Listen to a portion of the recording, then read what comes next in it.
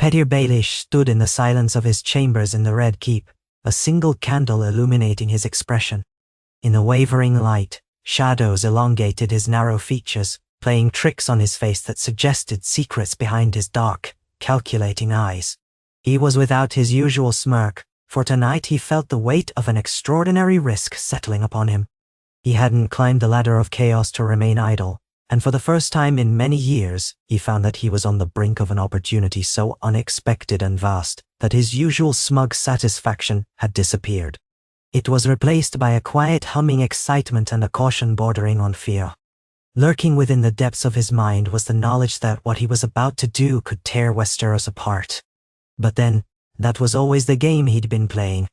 He'd been Littlefinger, the master of coin, the sly manipulator whose loyalties shifted like a breeze. He'd been the sly grasper who wormed his way closer to power by pitting the great houses against each other. But he had grown weary of subtlety. He wanted something more tangible, something that would thrust him onto a throne of influence none could wrest from his grip. And so, after many months of planning, endless hours spent poring over old Valyrian texts, and an exhaustive network of bribes, blackmail, and stealthy missions, he believed he'd found a dragon egg. A real dragon egg, from the lost clutches that had once been displayed in the Targaryen strongholds. This single relic, if hatched, could place the reins of fire and blood in his cunning hands, cementing his ascent. If it all went well, he would no longer be the man standing behind the throne, whispering into kings' ears. He would become the man they either bent the knee to, or feared. The notion was preposterous to any rational mind.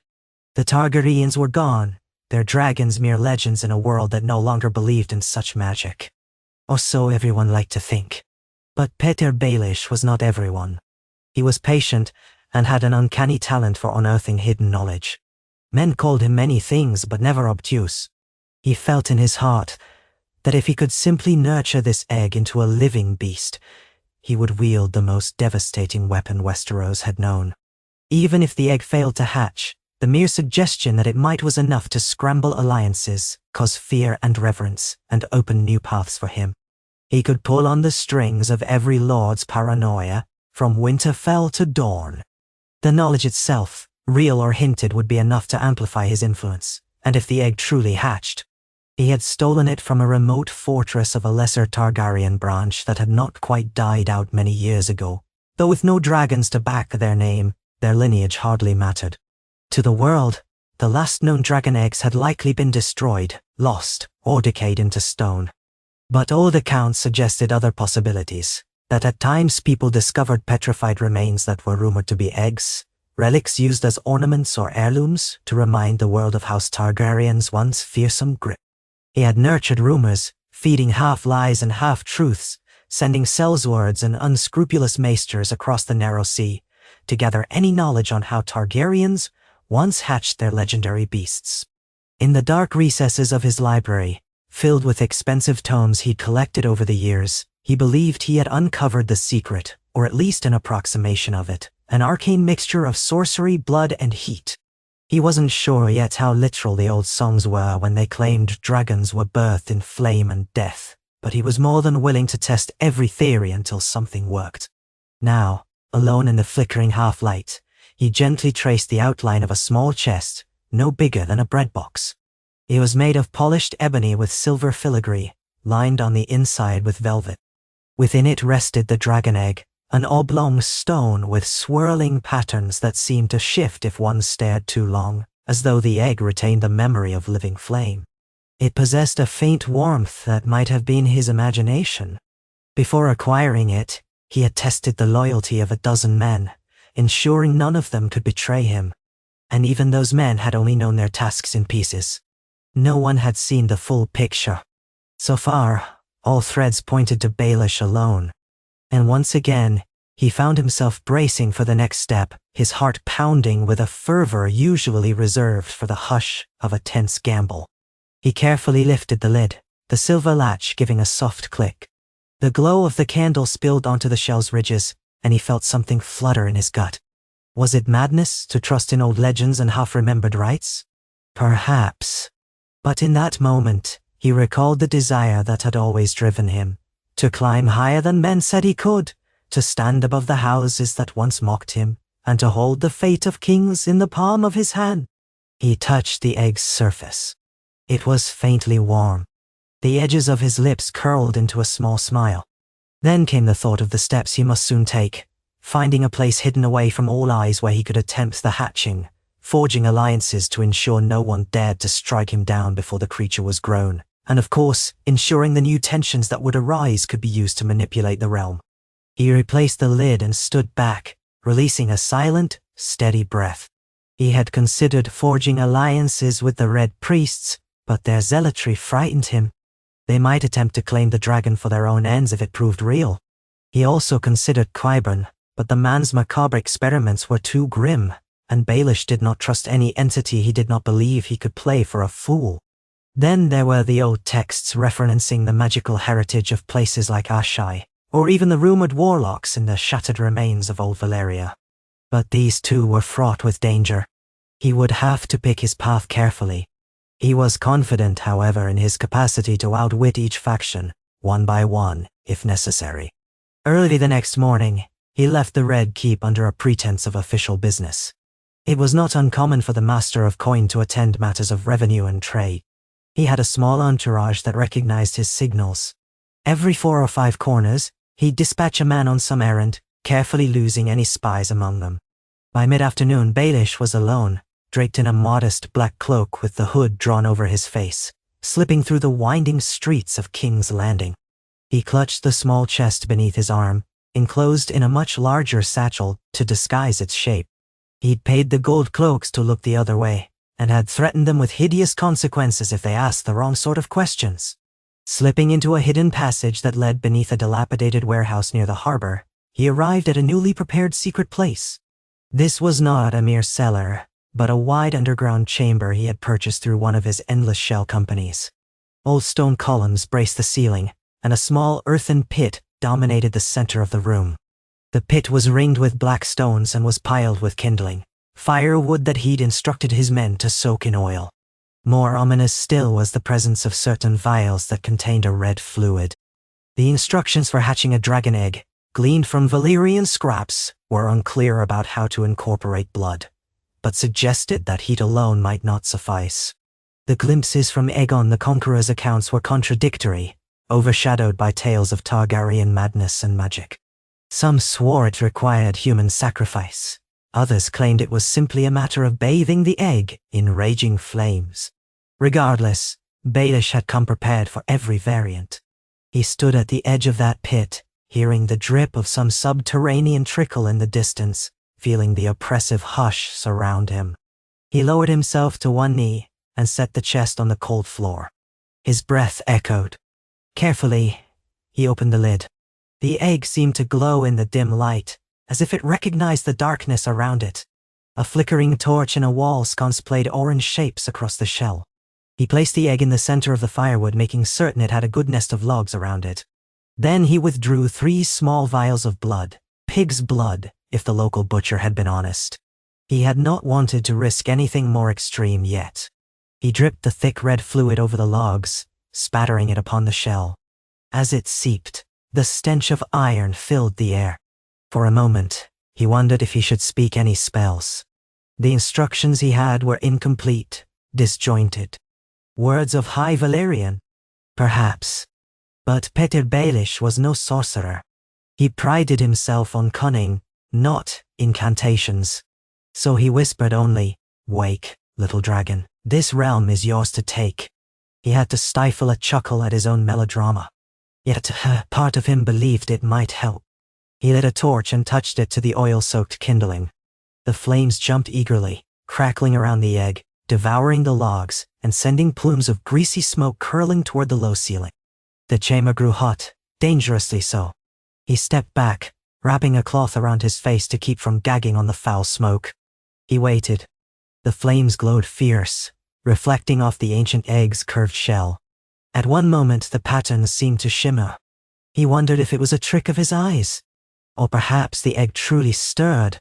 Minutes turned into an hour. The blaze scorched the pit, but the egg did not crack open in any dramatic fashion. No shrill cry of a newborn dragon rang out. As the flames began to recede, Baelish felt a small pang of disappointment. Perhaps the old law was false. Perhaps the pig's blood had not been enough. Perhaps more time was needed. He'd anticipated the possibility that one attempt would not succeed. He controlled his impatience, reminding himself that if it were easy, House Targaryen would have never lost its dragons. He let the embers die down, stepping closer as the heat became bearable. There in the black ash rested the egg, still intact, still swirling with faint colors. He retrieved tongs and set it aside to cool. Even if it never hatched, it remained a relic of powerful symbolic value. If the realm believed that Baelish had found a living dragon egg, they might rally to support or to destroy him, but in either case, he held a card none expected. He felt that sly smirk returning to his lips. It would not be so simple as lighting a single fire. Littlefinger had never placed all his hopes on one toss of the dice. He had many more nights, more cunning ways. Soon he might consider something more human. He shivered at the thought, but quickly brushed it aside. One step at a time. Back in the Red Keep the next day, Baelish resumed his everyday masks of courtiership. He joined the small council meeting with a polite bow. He observed Grand Maester Pycelle's endless droning with feigned attentiveness. He flashed a courteous grin to Cersei Lannister, and made note of the condescending way she glanced at him. He even made a show of sighing in exasperation when Lord Varys brought up murmurs of trouble in the east. The spider always had rumors swirling about him, but Baelish paid close attention this time. If whispers of magic or stolen Valyrian relics were surfacing, he needed to know. But Varys made no mention of dragons. Instead, the eunuch rattled on about mercenary movements, changes in Braavos' stance, and something about a rumored alliance in Dorne. When the meeting concluded, Petyr allowed himself to be cornered by Cersei in a hallway alcove. She had that insufferable tilt to her chin. "You have been away, Lord Baelish. Is King's Landing grown too dull for your liking?" Her voice was mocking, but the sharpness in her eyes told him she was fishing for truths. He bowed slightly, offering a disarming smile. "Never too dull, my lady. Merely seeing to some financial matters. The crown's debts require constant vigilance." She studied him. He could see the seeds of suspicion taking root. She had always disliked him, yet recognized his usefulness. "What manner of business had you out till the late hours?" she pressed. He feigned a bored sigh. "Mere trifles. Collections from certain investors. I doubt it's anything that would interest you, my queen. Unless you wish to attend to the city's finances personally." He spoke with just a hint of irony, letting her remember that she found such talk tedious. Cersei's eyes flickered with contempt, but she gave a small shake of her head. "You are too clever for your own good, Lord Baelish. Just ensure your amusements do not embarrass the crown. We have enough snakes in our midst." Then she walked away, her golden hair swaying behind her. Littlefinger's smile remained until she was out of sight, then it vanished. Cersei's wariness was a factor to consider. Should any whisper of a dragon egg reach her ears, she would move to crush him swiftly, or co-opt him if she believed she could control the creature. He tapped his finger thoughtfully against the marble column. But he took some comfort in the fact that her resources paled compared to the cunning of the spider, and the spider, in turn, had never proven able to pin him down entirely. Even so, if the time came, he needed powerful alliances. He was, after all, one small man in the midst of a realm brimming with lords who boasted thousands of swords. Over the next few weeks, he continued his attempts in the hidden chamber. He used hotter fires, introduced goat blood, sheep blood, and once, the blood of a condemned criminal purchased under the table from a guard. The stench and screams of the man as he died in the gloom had rattled Baelish slightly. He was not a man of violence for violence's sake. He preferred manipulation at a distance. But he forced himself to stand through it, collecting the blood as he believed the old law required.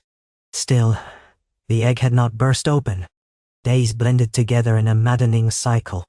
Each time, the shell glowed an angry orange in the flames, glistened but remained unbroken. Yet, he believed he saw changes. An almost imperceptible shift in weight, a subtle warmth even when the egg was cold. He could not confirm these changes were real, and part of him worried he was succumbing to illusions, desperate to believe his great dream was more than a fantasy. One evening, after another fruitless attempt, he rested the egg in its chest, locked it away, and rubbed his weary eyes. Perhaps the hatching required real Targaryen blood. That was a rumor he'd read in a scattering of half-burnt scrolls, that the old Valyrian line had something in their blood that stirred dragons. But Targaryens were scarce. Some rumored bastards existed here and there, but finding them and using them as a sacrifice or a catalyst would be extremely risky. He thought of Daenerys Targaryen, said to be across the narrow sea, with living dragons at her command. She was beyond his immediate reach. Then there was the young man calling himself Aegon, rumored to be a Targaryen heir, though Baelish suspected a ruse. If that truly was a Targaryen, perhaps, but no. Too complex, too overt. He needed subtlety. He gave one last look at the chest, then quietly left, his thoughts churning with the possibilities, uncertain if he was descending a path too treacherous even for him. His next move involved forging a fragile alliance with a shadowy group known as the Alchemists' Guild.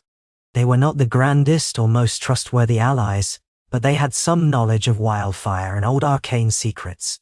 Their leader, an older man with burn scars across his arms, agreed to meet him in the storeroom of an abandoned manse in Flea Bottom. Baelish arrived in a plain woolen cloak, hood raised. Inside, the room smelled of rot and old dust. The alchemist stood by a broken table, nervously tapping his gloved fingers. "You bring wildfire?" Baelish asked quietly. The man nodded, producing 2 small ceramic pots. "This is not a large quantity, but you must be cautious. It can burn even stone, as you know. We are not responsible for any accidents." Baelish studied the greenish substance sloshing within the sealed pots. Enough to produce a blazing inferno for a short time. That might be the sort of heat the old text demanded. "And the spells?" he asked. "You alchemists claim to be the heirs of Valyria's secrets. Is there a ritual that might be required?" The man laughed, low and bitter. "We keep records, yes, but your best bet is to simply let the wildfire's flame dance around your object. If that does not suffice, you may require more esoteric knowledge. The guild has never hatched a dragon. Only rumor remains." "None?" Petir placed a small pouch of gold coins on the table, then gently took possession of the pots. He offered the man a curt nod before slipping out into the night. Wildfire was a dreadful tool. He would have to be very careful about controlling the burn. Yet it might be the key. If the Targaryens had possessed it in any measure, who knew how they harnessed it to stoke dragon eggs? Tales told of the substance being used for monstrous conflagrations, and if anything had the potential to replicate the fires that once forged dragons, it was wildfire. Days passed, and on a night thick with the stench of the Blackwater Bay's tide, Baelish ventured once more into his hidden underground chamber. He placed the egg in a new pyre of black wood, carefully arranged. He set the sealed pots of wildfire in the ring around it, knowing once ignited, the pots would shatter and release the substance, creating a scorching green blaze. He stood well back, a torch in hand, wearing thick leather gloves and a padded cloak. In the corner, a pair of surly men, paid handsomely to hold their tongues, awaited his signal to flee once the explosion of fire began.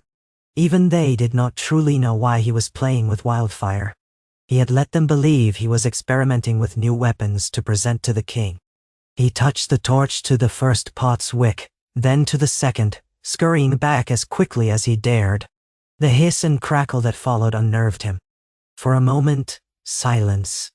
Then a tremendous whoosh of green flame lit the chamber like an otherworldly dawn. The fire whooped upwards, roaring with a feral hunger. The wooden pyre ignited in an instant, the heat slamming into Baelish's body like a furnace. Even from his distance, he felt his hair sinking, smelled the acrid scent of burning oil, heard the unnatural keening of wildfire. The entire ring around the egg became an inferno, swirling with green and gold tongues of flame that rose nearly to the ceiling. He had to shield his face, and the men behind him recoiled, cursing. Amid that brightness, he stared through narrowed eyes at the egg. It was silhouetted in the center, the swirling patterns on its shell dancing with the glow of the wildfire.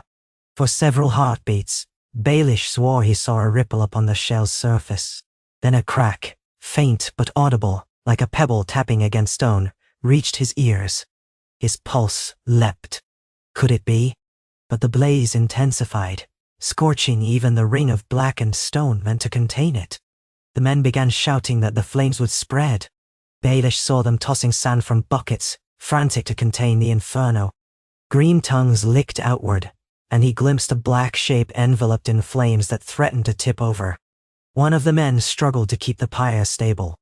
Baelish gritted his teeth, wanting desperately to see if the egg was truly cracking, but forced himself to direct them in controlling the spread.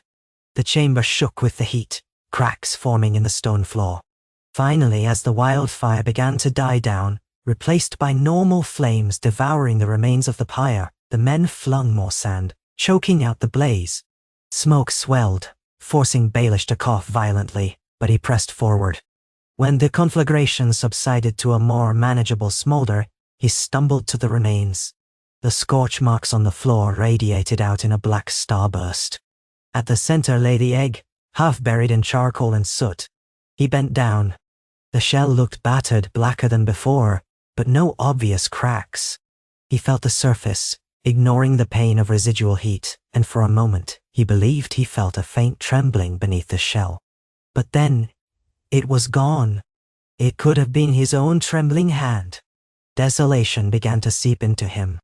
Had he imagined the crack? Yet, when he rotated the egg, he saw a hairline fissure that might have been new. With a surge of excitement, he cradled it, summoning a sense of triumph that overcame his frustration. Perhaps there was progress. He let the men depart, each with an extra bag of coins to ensure their silence. When alone, Baelish examined the egg thoroughly. Its swirling colors seemed deeper, more alive. The idea that it might be stirring beneath that shell both thrilled and terrified him. He wrapped it in layers of cloth to insulate it and placed it back in the chest. Tomorrow, he would repeat the process, or perhaps attempt a new approach. He had to keep going. The thought of a living, breathing dragon under his command was too tantalizing. Word of the strange explosion in the city's underbelly circulated for a few days. A few whispered of a hidden stash of wildfire left over from the Battle of the Blackwater. Others said it was a mad alchemist or a scorned sorcerer unleashing his experiments. Baelish fed coin to the city watch to hush it further, ensuring that any rumor that might tie back to him remained buried under layers of confusion. He was careful to maintain his outwardly placid routine, continuing to charm and manipulate. He needed more time. But time was an enemy he could not predict.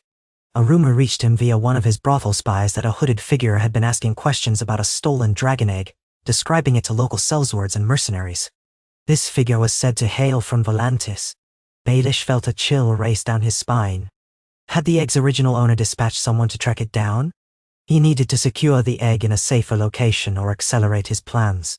If these rumors spread too widely, every ambitious lord would clamor for the relic. Or worse, the crown, in a sudden burst of cunning, would seize it for itself. That could not happen. Under cover of night, Baelish arranged to move the egg to one of his lesser-known holdings, a shabby tower house on the outskirts of King's Landing, near a forgotten stretch of coastline.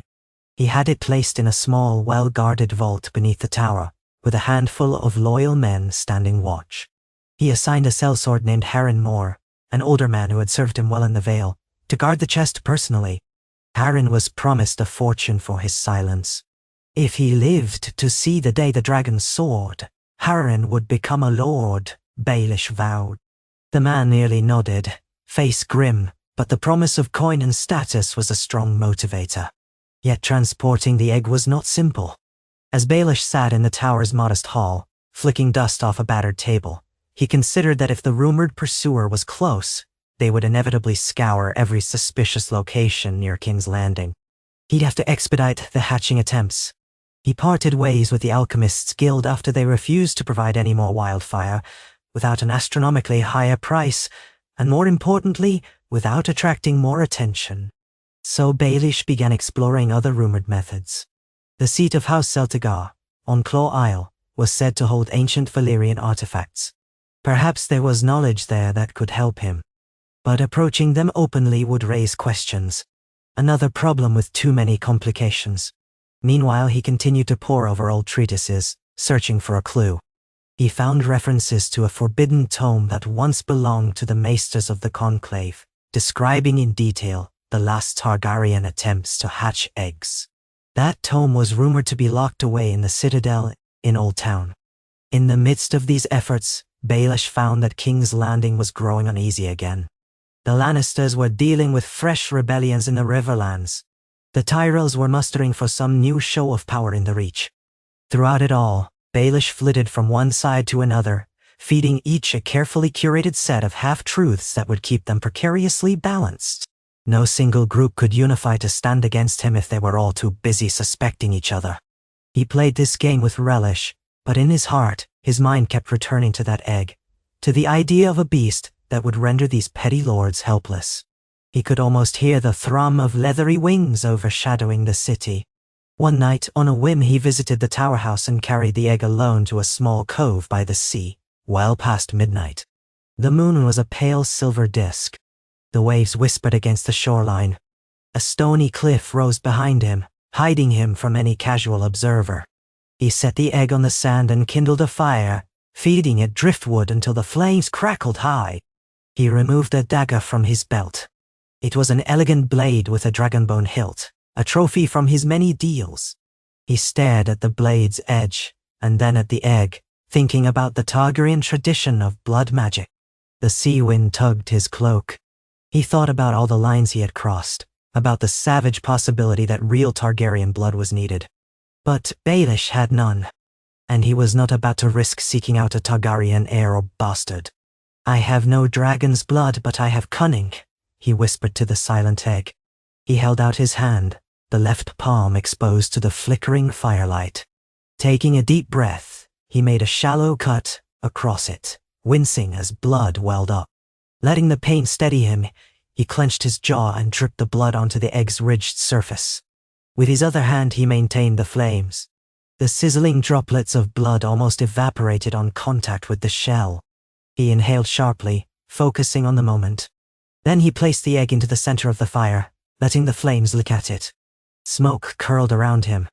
The salt wind battered his senses.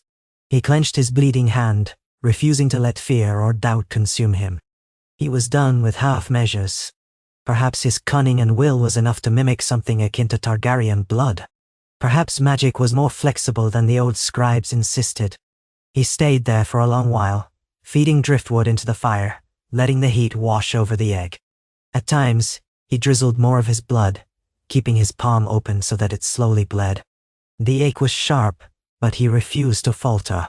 Every so often, he thought he heard a distant echo, like a beat of wings overhead or a hiss from the egg itself. He could not be sure. The hours passed. Dawn light began to creep into the sky, turning the horizon a dull blue. The fire had reduced to glowing embers. The egg was still intact.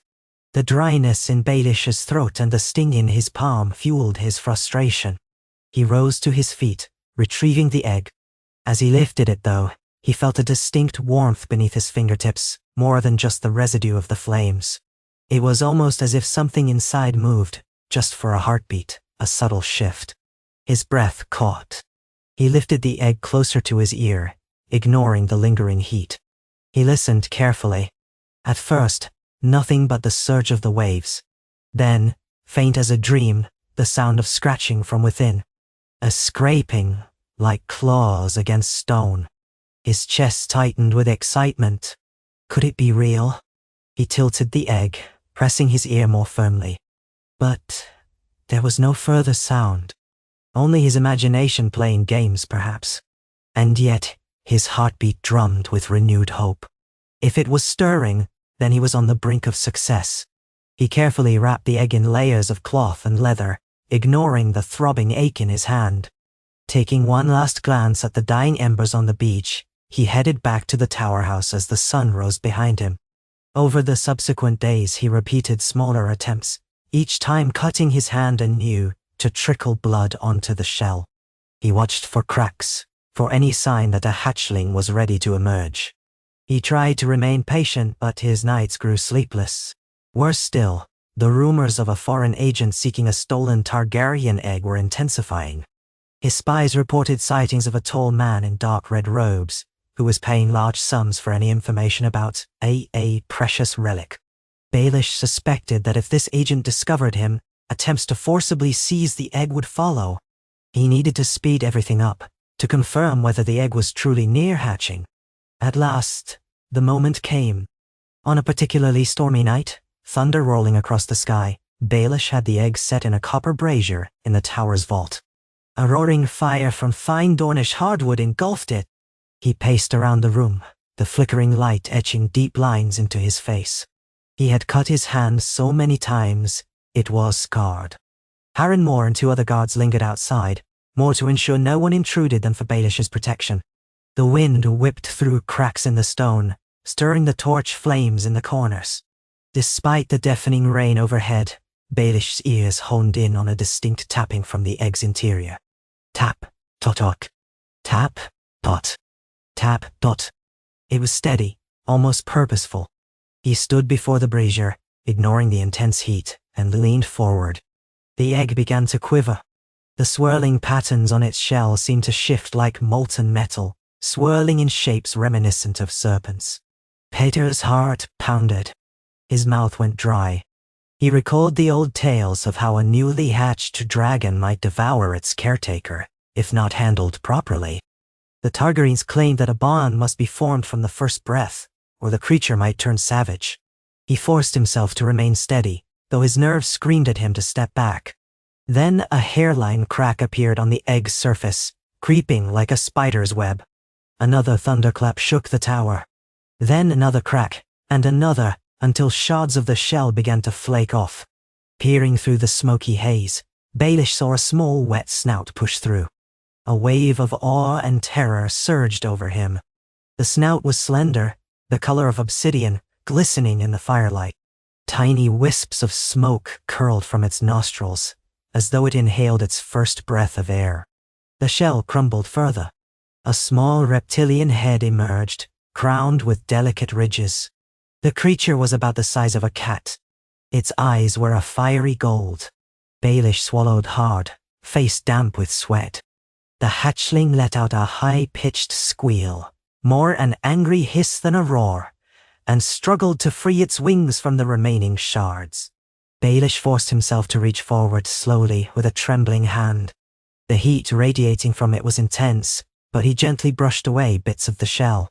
The newborn dragon snapped at him, razor-sharp teeth nearly catching his glove. He flinched, but did not retreat entirely. He had to show no fear. This was the beast that would catapult him to the apex of power. Their relationship began now. Steadying himself, he pulled off the glove from his already scarred hand. The scent of blood still lingered on his skin. "I am Peter," he whispered, his voice trembling. "I am your father, master? Ali?" He was unsure what word to use. The hatchling snapped again, letting out a squeal. But then its nostrils flared, as if it recognized the tang of blood. Slowly, it settled. With another small series of chirps, it folded back the flimsy wing membrane now exposed to the air. Its scales gleamed black and bronze in the brazier's glow. Baelish reached out again, more confidently this time, and the creature allowed him to brush a finger along its head. Heat emanated from it as though it were a living furnace. Then, with an awkward scramble of limbs, the hatchling lurched forward and bit into his palm. Baelish let out a sharp gasp. The pain was searing as its tiny teeth broke the skin. He resisted the instinct to jerk his hand away.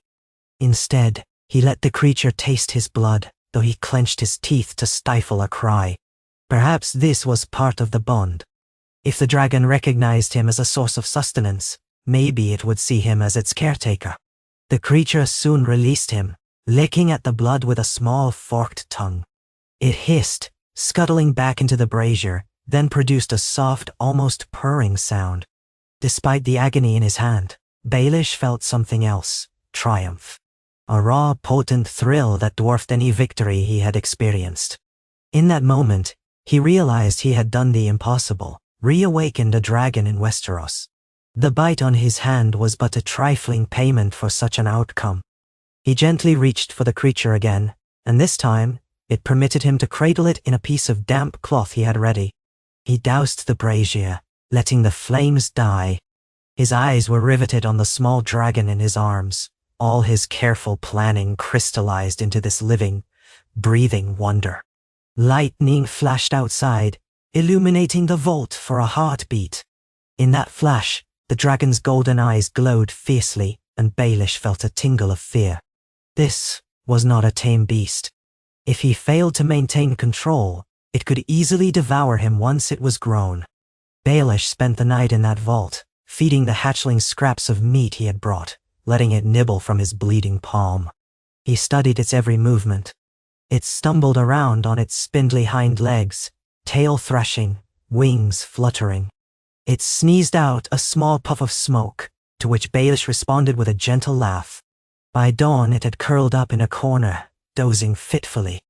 Baelish realized how truly fragile it was. But in time, it could become a monster the likes of which Westeros had not witnessed in a century or more. A monster he intended to harness. The next morning, while the storm's remnants still scattered droplets across the tower house courtyard, Baelish emerged from the vault to find Harren Moore waiting anxiously. The sellsword's eyes widened in shock when he saw the small creature perched on Baelish's shoulder, blinking in the feeble daylight. Harren's mouth opened and closed wordlessly. Petyr gave him a humorless grin. "Not a word," he said. Harren, flabbergasted, nodded rapidly. If Harren ever tried to betray him, Baelish suspected the threat of a dragon would be enough to keep him silent. "Secure the area. No one gets in or out without my express permission. And prepare better provisions. The hatchling needs meat. Fresh. Daily." Harren bowed and retreated, likely still in shock. Baelish spent the next few days learning how to care for his new companion. It was not easy. The hatchling, which he found himself calling Umbra, taken from the darkness of its scales, was voracious, devouring meat as though starved. It hissed if Baelish did not feed it fast enough. At times it bit him, leaving fresh scars and burns on his arms. But it seemed slowly to accept his presence, letting him near without shrieking. He kept it close, hidden away in the vault or in the tower's upper rooms, away from curious eyes. He learned that it liked warmth above all else, and if the coals in the brazier died down too much, Umbra grew sluggish and whiny. At night, Baelish read through every scrap of knowledge about dragons, gleaning from old Targaryen diaries, though they were incomplete. He discovered references to forging a mental bond with the beast through feeding, blood, and consistent handling. He was uncertain about the truth of such myths, but Umbra did respond more calmly to him than to anyone else. In just a fortnight, Umbra grew from the size of a cat to that of a small dog, its wings starting to elongate in the spindly, graceful arcs that promised flight. Its scales darkened further, shining in certain lights with flecks of bronze and green, mesmerizing to behold. Baelish marveled at it. He also began to sense the weight of the secret. This was no toy. It was a living weapon. If the realm discovered it, chaos would erupt. The Lannisters would want it. The Tyrells too. Even the Northern Lords might march south to claim or destroy it. He had only a handful of guards loyal enough, or greedy enough, to keep quiet. Word was already trickling in that the foreign agent from Volantis was dangerously close. Baelish's more widespread network of spies reported that some sellswords overheard talk of a black dragon newly hatched, though they dismissed it as drunken nonsense. Baelish was not so sure it was dismissed by all. He needed to decide his next move. His plan took shape in the quiet hours of the tower. If he could not keep Umbra a secret forever, perhaps he could unleash the knowledge at a time and place of his choosing, ensuring the realm fell into confusion. Then with cunning, he could present himself as the only one capable of controlling the dragon, earning him alliances, or forcing him into direct confrontation with those who would challenge him. If he stoked the fires of war among the great houses, they would be too busy fighting each other to unify against a single cunning lord with a dragon at his side. King's Landing could become his puppet stage. Already, he imagined forcing the crown to yield. He pictured the day when he soared above the city on Umbra's back. But for that, Umbra needed to grow, to be strong enough to terrorize armies. That would require time and safety. He made a bold decision. He would transport Umbra overseas, temporarily. The free cities had open space and fewer prying eyes, especially if he chose the right territory. Perhaps Pentos. He had old friends in Pentos, including some who owed him favors. He could hide Umbra in a more remote estate, feed it, help it mature, and avoid the immediate scrutiny that was building in Westeros. Then, when the time was right, he would return with a grown dragon that could subdue the Seven Kingdoms. It was ambitious, but then Petyr Baelish did not shy from ambition. The journey would be perilous. Smuggling a dragon across the narrow sea was no small feat. The risk of detection at the ports alone was immense. Yet, if he stayed in Westeros, every day the foreign agent drew closer, and the powerful houses might sniff out his secret. He felt a sense of urgency that pressed him forward. Deciding quickly, he arranged a covert departure.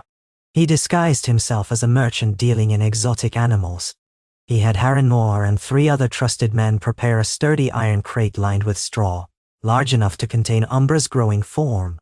A few holes for air, a lock that only he possessed a key for, and plenty of salted meat for the crossing. The plan was to load the crate onto a small merchant ship that Baelish had quietly acquired shares in months ago. The crew would think they were transporting a rare lizard. Baelish would travel along, ensuring secrecy through bribes, and the promise of more gold if they asked no questions. By the time they reached Pentos, the men would receive enough coin to live well, assuming they kept their silence. Anyone who did not, well, accidents happen at sea. Umbra was not pleased about being confined. When Baelish tried to coax the dragon into the crate, it hissed, snapping at him. Over the past weeks, Umbra's teeth had become fearsome, and it could now breathe short jets of flame. Baelish carefully deflected these bursts, using a shield of thick leather. He tried to soothe the beast, feeding it scraps of lamb and letting it taste a bit of his own blood again. Eventually, it begrudgingly slunk into the crate, lured by the promise of a meal. Baelish locked it swiftly, the clang of metal echoing in the tower's courtyard. Umbra roared, shaking the crate, but settled when Baelish knelt beside it, whispering in a calm voice. "Patience, Umbra. Soon we'll be free." The dragon responded with a low rumble, as though uncertain but too hungry to resist further. They departed under cover of night, traveling down narrow roads with the crate hidden beneath tarps in a covered wagon. The wind was cold, the moon high. Harren Moore led the small group with stoic determination. Baelish rode close behind, scanning the surroundings for any sign of pursuit. Thankfully, they encountered no one but a few drunken peasants. By dawn, they reached a small cove where a merchant ship named the Ebony Siren awaited. The captain was an oily man named Ricasso, who had once run afoul of Braavosi pirates and now was desperate for coin to pay off debts. Baelish knew how to exploit desperation. The crate was gingerly loaded. Baelish insisted it be placed in the ship's hold, surrounded by barrels of salted fish to mask any suspicious noises.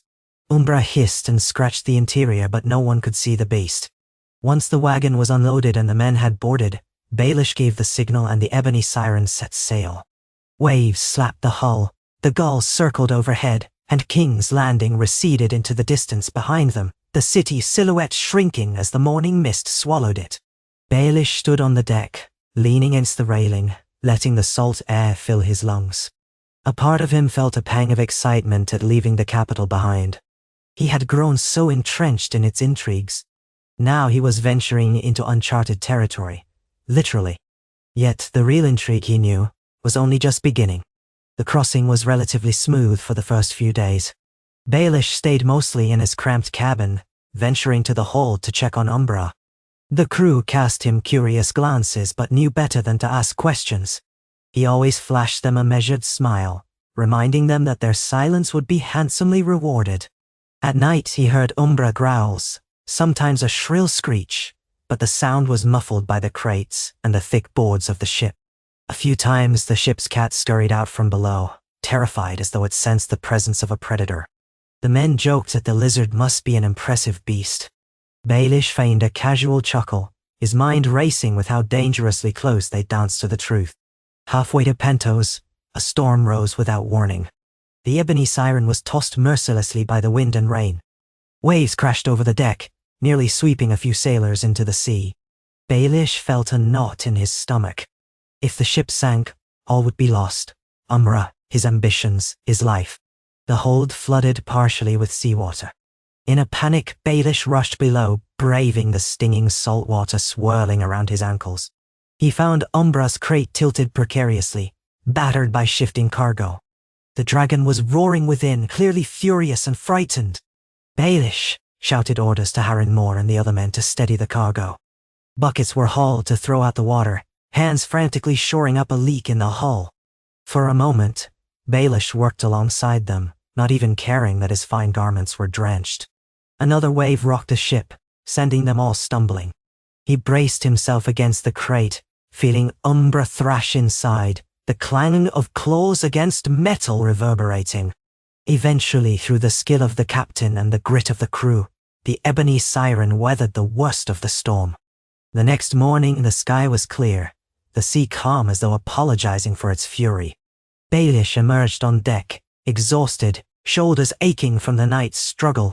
He peered over the rail, scanning for any sign of a foreign agent or other suspicious vessels. Nothing but endless blue. He allowed himself a short exhale of relief. They had survived. After that ordeal, Baelish felt a renewed sense of determination. If he could endure that, he could endure anything. In a sense, the storm had tempered him, forging him into a man even more resolute in his goal. 3 days later, the ebony siren approached the harbor of Pentos. The city's dome-topped palaces and slender towers glimmered under a midday sun. Flapping banners of orange and crimson soared above its walls. Baelish paid off the captain, gave curt instructions for the crate to be offloaded discreetly, then set about re-establishing old acquaintances. One such acquaintance was Illyrio Mopatis, a wealthy magister known for lavish feasts and cunning dealings. Baelish was well aware Illyrio had once sheltered Daenerys Targaryen and her brother Viserys, helping them plot their return to Westeros. Illyrio was no stranger to dragons or to meddling in the realm's affairs. Baelish had never fully trusted the man, but now, ironically, he needed his resources. If anyone knew how to manage or hide a dragon, it was Illyrio. They met in Illyrio's opulent manse, with golden tiles and marble columns shining in every room. Perfumed incense curled in the air. Illyrio was as large as ever, draped in silks, rings on every finger. He greeted Baelish with a sly grin. "Lord Peter Baelish in Pentos. It has been too long. What brings you to my humble abode?" His watery eyes suggested he already had a guess. Baelish offered a courteous bow, though it was more a tilt of the head. "Magister, a pleasure. I come seeking discretion. I believe you can provide it." Illyrio's eyebrows arched. "Discretion? That can. But it always has a price. I assume you can pay?" "I can," Petyr said evenly. "But I expect more than a safe harbor. I need a place to raise something. A unique creature. One that must not be seen until it is ready." Illyrio let out a soft chuckle, his chins wobbling. "Oh, I have an inkling of what that might be." He waddled closer. "The whispers across the narrow sea speak of a stolen dragon egg, supposedly taken from an old Targaryen stash. Ridiculous rumors, of course. So you see, your business is of interest to me. But rest assured, I am a most discreet man." "No way." Petyr forced a polite smile, though alarm bells rang in his mind. Illyrio's knowledge was dangerous. He had to ensure the Magister was either allied with him or properly incentivized to keep quiet. "I will pay you handsomely, in gold and in opportunities, once my plan comes to fruition. I am certain the prospect of a new power in Westeros intrigues you." Illyrio folded his jeweled hands over his belly. "It does indeed. However, I must caution you. Dragons are no mere pets. They are forces of nature, as the Targaryens once learned.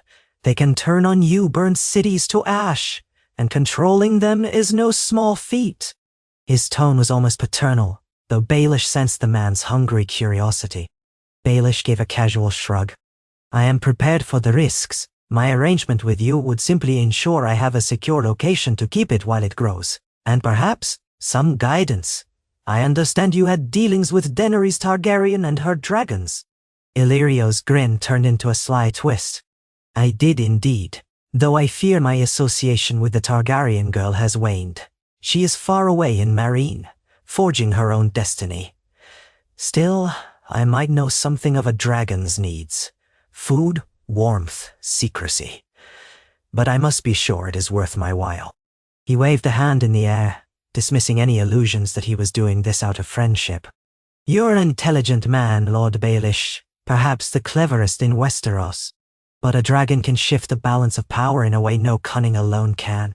Why should I help you usher in a new age of dragons when I have other irons in the fire? None. Baelish leaned forward, lowering his voice to a near whisper. Because you crave influence. Because when this dragon is grown, it will be unstoppable. And I will remember those who stood by me in its infancy. I am not naive. I know you will weigh your options. Maybe you'll even consider betraying me.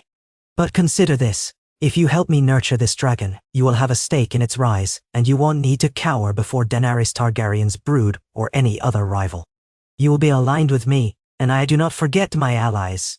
Should you spurn me, or betray me now, you risk facing that very dragon's wrath one day, or missing out on an unprecedented opportunity. Illyrio was silent for a moment, his expression unreadable. Finally, he let out a booming laugh. You always did know how to appeal to greed, Petyr. He turned to a servant, ordering him to bring wine. Then, with a wave of his rings, he beckoned Baelish to follow him down a corridor. Painted murals of Valyrian scenes lined the walls. Dragons in flight, spires of ancient cities. I will show you something, Illyrio said. Then we can decide how to proceed. He led Baelish into a private library. Shelves of parchment and scrolls rose to the ceiling. The floor was laid with plush carpets from Yeti. Illyrio reached for a hidden latch, opening a panel that revealed a small alcove.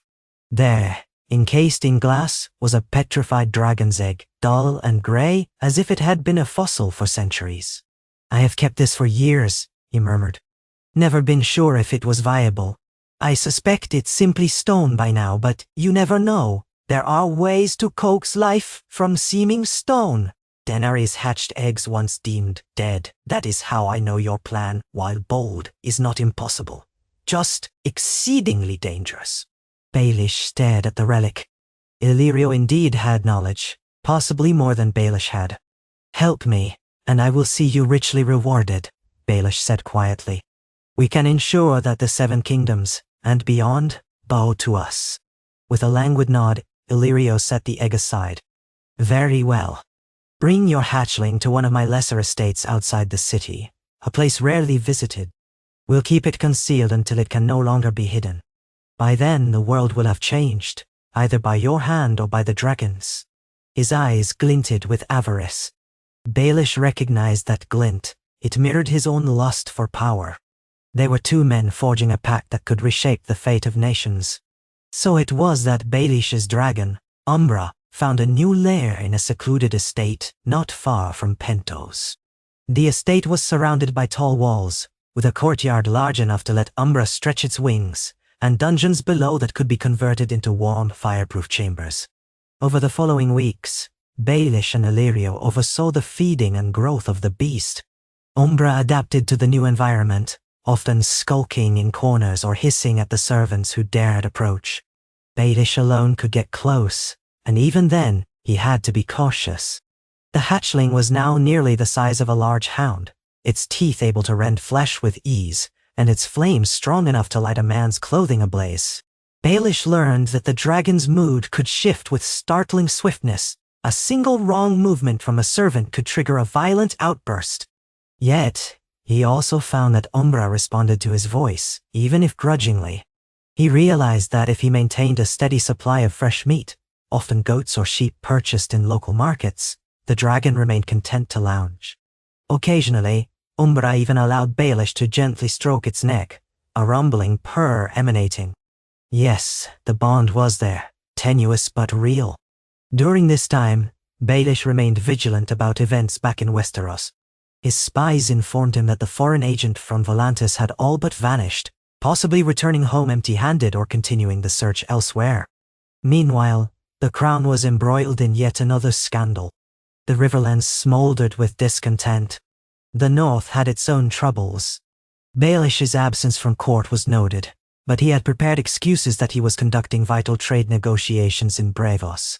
No one in King's Landing seemed aware that he was actually in Pentos with a growing dragon.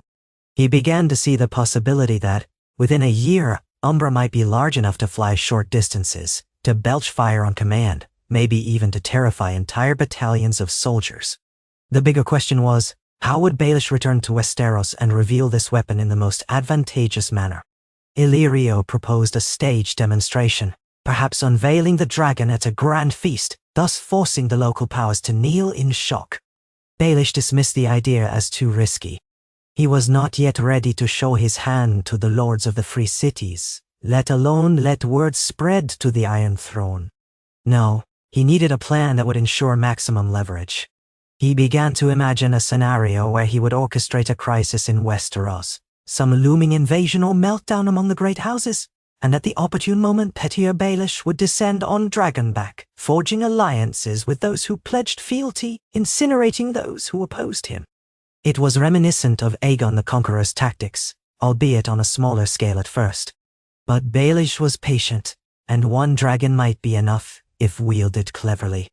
In the quiet hours of the estate, he continued to foster Umbra's growth, feeding the dragon, caring for it, letting it feed from his blood now and then, forging that bond deeper. The old text said that the bond between a dragon and its rider was rooted in blood and fire. He had never been a warrior, but he was more than willing to bleed for his cause. Over time, he developed an odd affection for Umbra. The creature was majestic, terrifying, and a reflection of Baelish's own ambition given form. He would stand in the courtyard at dusk, watching the dragon devour a goat, the flames lighting up the gloom. In those moments, he felt invincible. It was as if the realm's trifling intrigues were a child's game, and he alone held a real weapon. Still, he did not neglect his other talents: intrigue, manipulation, alliances. While in Pentos, he quietly established new trade routes, bribed local officials and employed spies to report on developments throughout Essos and Westeros. Illyrio, for his part, arranged lavish feasts to lure visiting merchants and dignitaries, gleaning valuable information. They never spoke openly about the dragon in public, referring to it only obliquely as our investment. But they both knew that the day would come when the secret would be impossible to hide. Dragons do not stay small forever. Indeed, over the next year, Umbra's growth was startling. From the size of a hound, it quickly grew to rival a horse, with a wingspan that made walking it through corridors impossible. The estate's courtyard was no longer adequate for it to fully stretch its wings. Servants lived in fear of crossing the courtyard, as Umbra occasionally liked to terrorize them. More than one stable hand lost a limb, or life, when the dragon was in a foul temper. Baelish found himself torn between disciplining the creature and fearing to break the tenuous bond. He discovered that while a dragon might accept a caretaker, it would never truly be tamed like a dog. The best one could hope for was a shared respect, and perhaps a primal connection. He had to remind himself constantly that Umbra was a force of nature, not a docile pet. The question of flight became pressing. Soon, Umbra would attempt to take wing, if only for short leaps. If it soared above the estate walls, the entire region would see the beast. Illyrio's estate, though secluded, was not so remote as to hide a flying dragon. Baelish had to decide how to proceed.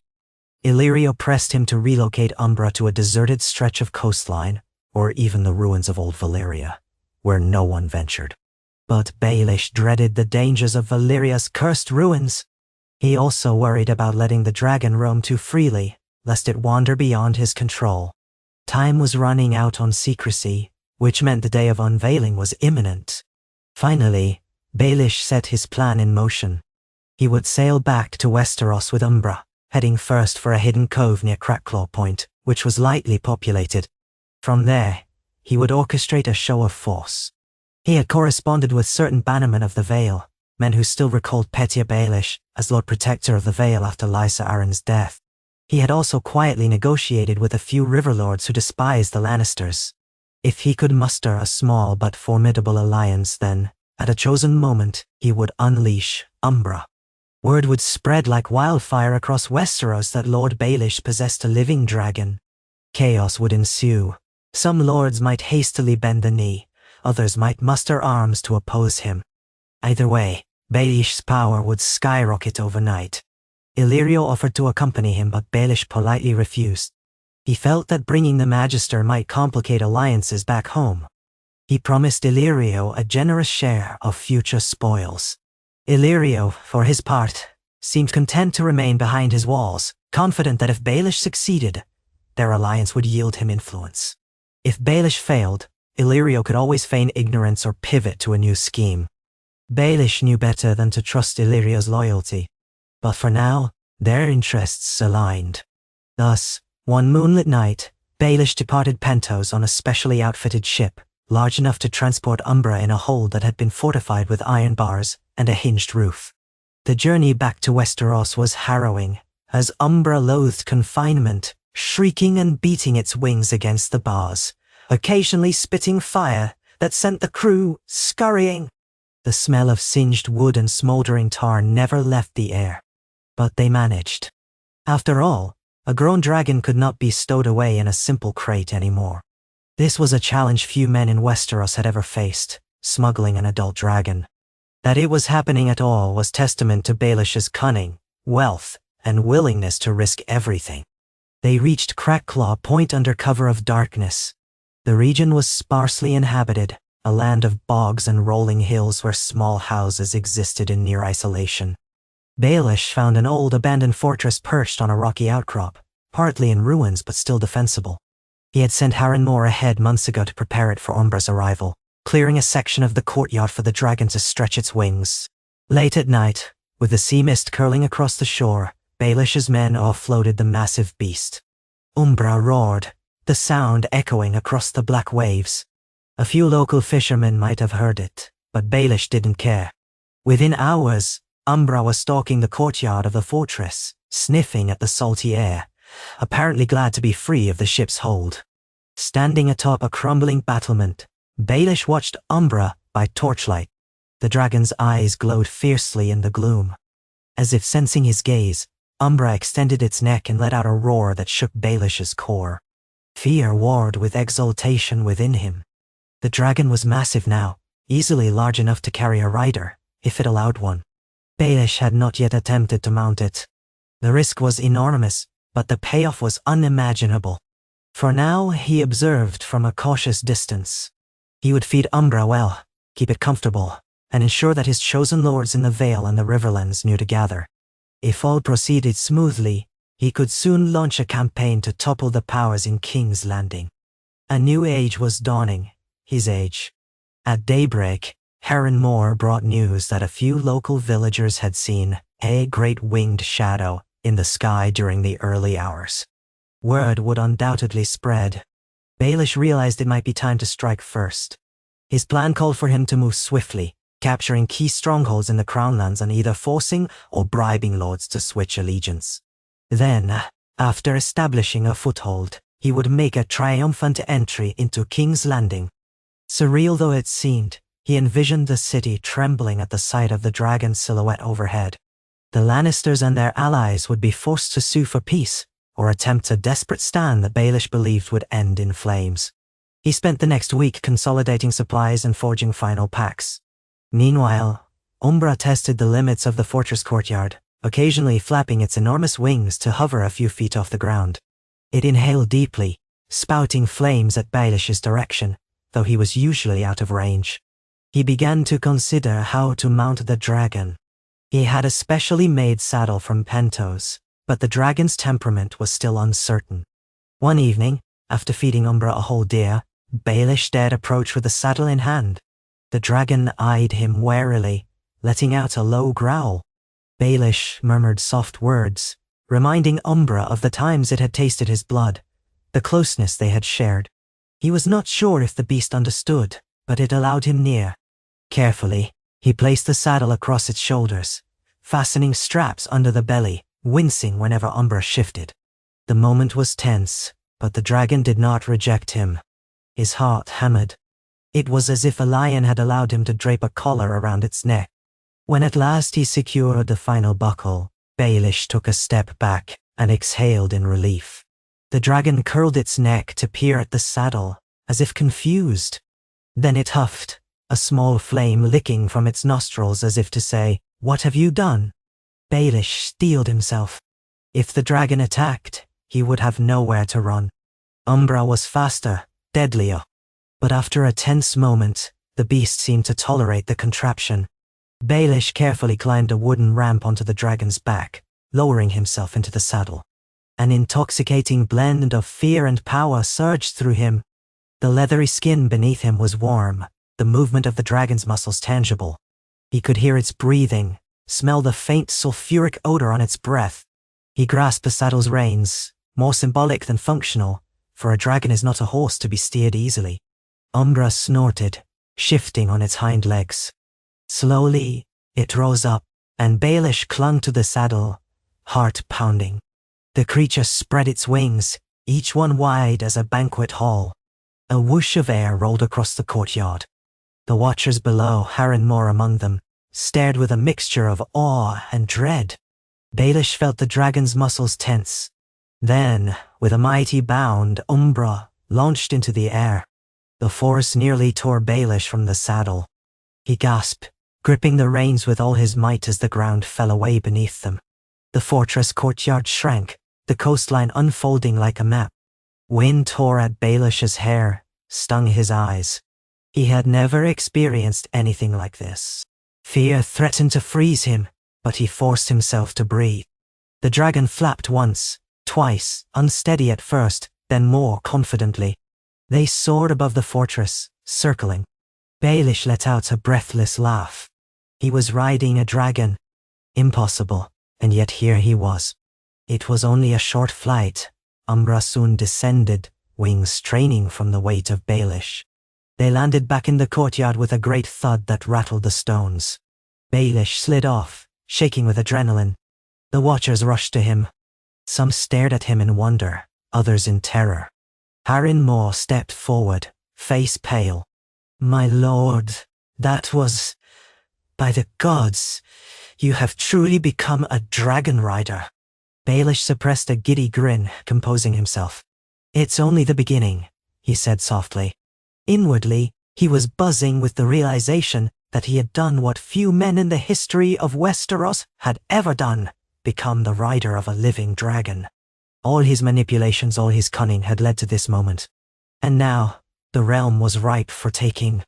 Thus did Petyr Baelish, called Littlefinger, stand on the threshold of an upheaval that would forever reshape Westeros. The storms of war were inevitable, the clash of houses unavoidable. But never before had the Game of Thrones been played with such a fearsome trump card. He gazed upon Umbra, who shook its scales and emitted a low rumble that echoed off the ancient fortress walls. Soon, the beast would soar across the narrow skies and overshadow the hearts of fearful lords. As Petyr rested a gloved hand on the dragon's neck, his mind blazed with visions of kings bowing, queens trembling, and entire castles falling silent in the face of dragonfire. He would bring the 7 kingdoms to heel, or plunge them into chaos until only he stood above the ashes. For at last, the elusive dream of absolute power was his to seize. And if the dragon's wings carried him beyond the illusions of the realm's illusions, so be it. Littlefinger, the master of coin, the cunning manipulator, had become something greater, a dragon lord in all but name. The future was as boundless as the skies, and for the first time in his life, Petyr Baelish felt that fate itself trembled beneath his will. Petyr Baelish spent the night sleepless in the old fortress, huddled in the bare chamber he had claimed as his own. The walls were thick stone, streaked with old damp. By torchlight, his eyes moved ceaselessly over a map of the Crownlands spread across a rickety table.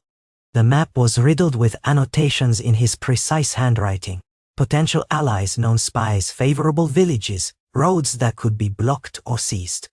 The corners of the parchment curled from the humid wind blowing in off the nearby sea. The fortress windows let in a ceaseless draft, carrying the thunderous sound of waves crashing on the shore. He could not quite quiet his heart as it thrummed at the thought of the day's flight. He was now a dragon rider, even if only for a single brief circuit above the castle. He had spent his entire life mastering the subtle levers of power. Secrets, blackmail, negotiations behind closed doors. With cunning alone, he had once orchestrated the downfall of great lords. But now he possessed something no living man in Westeros could match. A grown dragon, strong enough to take flight and rain flame. Resting on a low stool at the table, he massaged the fresh bruises in his arms. Though Umbra had tolerated the saddle, the moment of landing had jostled Petyr so violently he'd nearly been thrown. His legs still felt wobbly, his shoulders stiff with tension. The margins of his mind flickered with a persistent fear. A dragon wasn't a docile hawk. At any moment, Umbra could turn, deciding to incinerate him. There was no sure way to predict the creature's mercurial moods. He wore the scars of the hatchling's bites and claw marks, lines that laced his forearms and hands.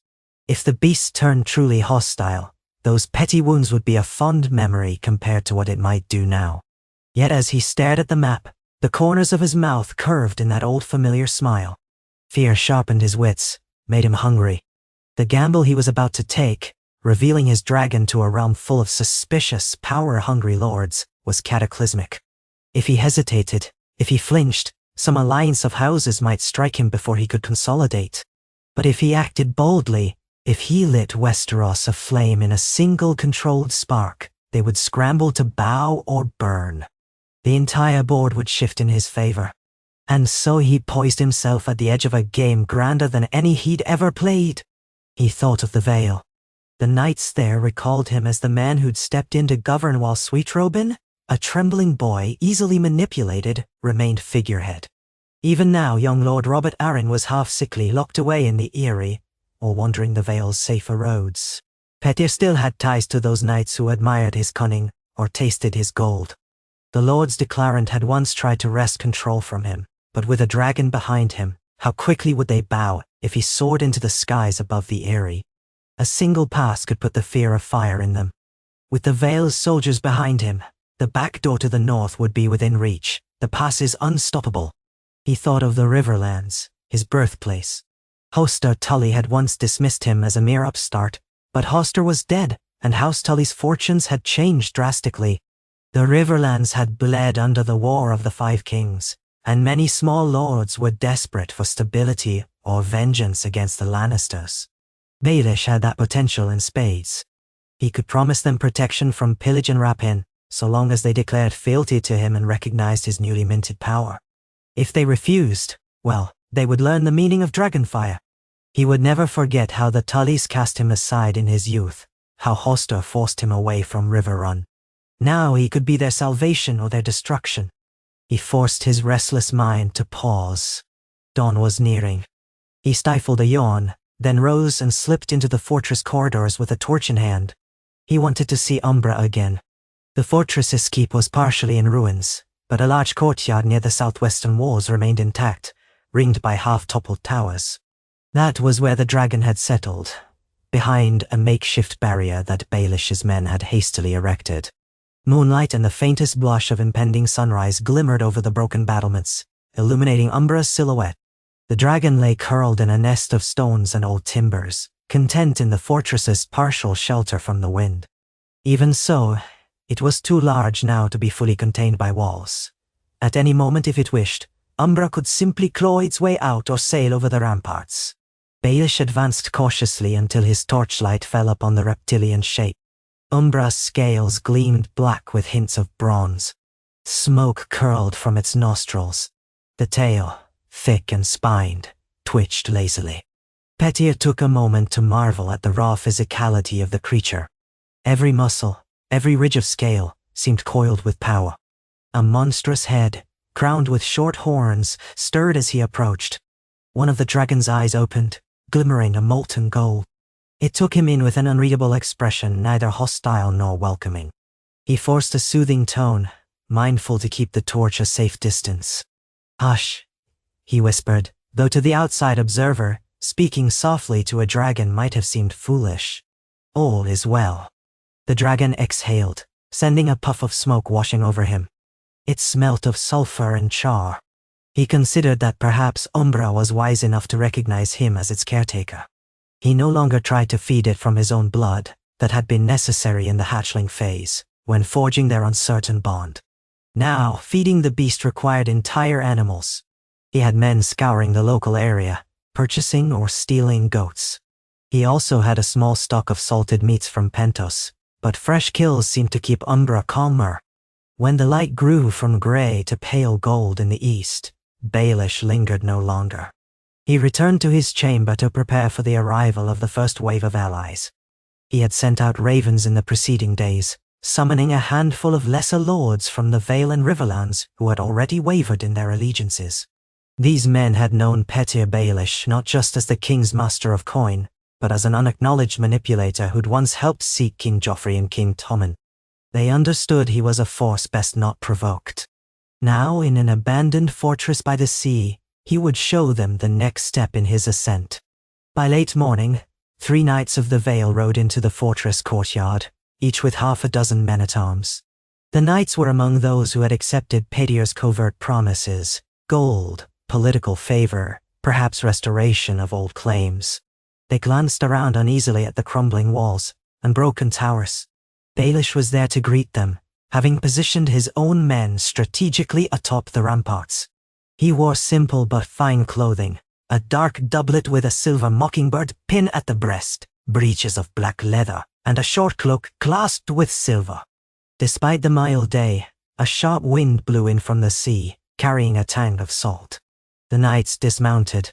Harren Moore stepped forward with a stiff bow. Petyr Baelish studied each visitor carefully, reading their faces. Sir Edelbert Hunter was the eldest, mustached and cautious, scanning the fortress as though half expecting an ambush. Sir Denys Corbray was younger, slender, with a certain sly glint in his eye that Baelish recognized, ambition seeking a bigger piece of the pie. The third, Sir Giles Belmore, wore a perpetually stoic expression, though Petyr recalled him as a man who liked his women and wine too well. Each was a man Baelish had once curried favor with behind the scenes. None were the mightiest lords of the Vale, but each commanded enough men to be valuable, and if convinced, each could sway others. Baelish welcomed them with his usual courtesy, guiding them to what remained of a great hall inside the fortress.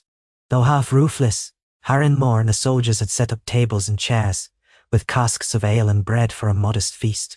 The men eyed their surroundings, still uneasy. For a while they made small talk, as they drank, remarking on the condition of the roads and the tension gripping the realm. But eventually, Sir Hunter cleared his throat and said, "My Lord Baelish, you summoned us here in secret. Something about an alliance that might shift the tides in the Vale. May we know more?" Baelish let a thin smile creep onto his lips. "Patience, good sir. The realm stands at the brink of new upheaval. I aim to ensure that the Vale emerges from this chaos stronger than ever. And to that end I have a card no other lord can match." Sir Denys Corbray cocked his head. "A card? Are you forging new alliances with the Lannisters or the Tyrells? Or do you intend to wed the boy king in the Vale to some southern heiress?" He was half sneering. Baelish recognized that Corbray was the type who liked to test for weaknesses. Hiding his amusement, Petyr took a casual sip of ale. "No alliances with the Lannisters or Tyrells. They've grown complacent behind their golden banners. What I have, I discovered in Essos, and it will make the Vale the most formidable power in Westeros if used wisely." Sir Hunter leaned forward. "Are we to guess? A new army of sellswords? Some taboo sorcery?" Petyr only smiled. "Come with me." He led them out of the hall, passing through the battered courtyard gates, heading toward the southwestern enclosure. Harren Moore signaled for the posted guards to open the old wooden barrier that separated the fortress main yard from Umbra's domain. As soon as the men stepped inside, they froze. An enormous black shape lay in the far corner, like a living shadow. Wisps of smoke emanated from it.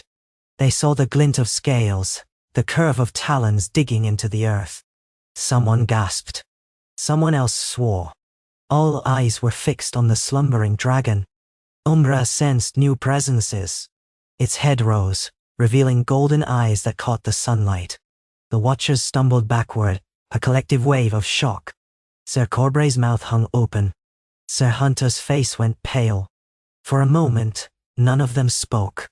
The only sounds were the wind, the distant crash of waves, and the dragon's deep, rumbling exhalation. Then Petyr Baelish addressed them in a quiet voice that carried nonetheless. Lords of the Vale, I present to you Umbra, a dragon, living and breathing, newly come to Westeros. I have tamed it, nurtured it from the egg. It answers to me. Nay, Thorb. The men stared at him, incredulity etched on their features. Sir Belmore managed to stammer, this is not possible. Dragons died out generations ago. With theatrical calm, Petyr stepped closer to the beast. He could feel the waves of heat radiating from its body. Umbra turned its head, regarding him, half curious. He raised a hand, letting the knight see that he was unafraid. The dragon's lips curled, revealing fangs, but it did not strike. A low, rasping growl sounded from its throat.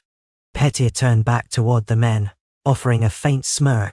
As you see, the impossible is sometimes merely improbable. Now Sir Hunter stammered, what do you mean to do with it? Whatever I must, Petyr replied.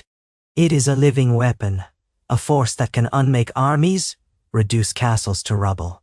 If we wish to free the Vale from the Crown's oppressive influence, if we wish to carve our own path, this beast will ensure no one dares stop us.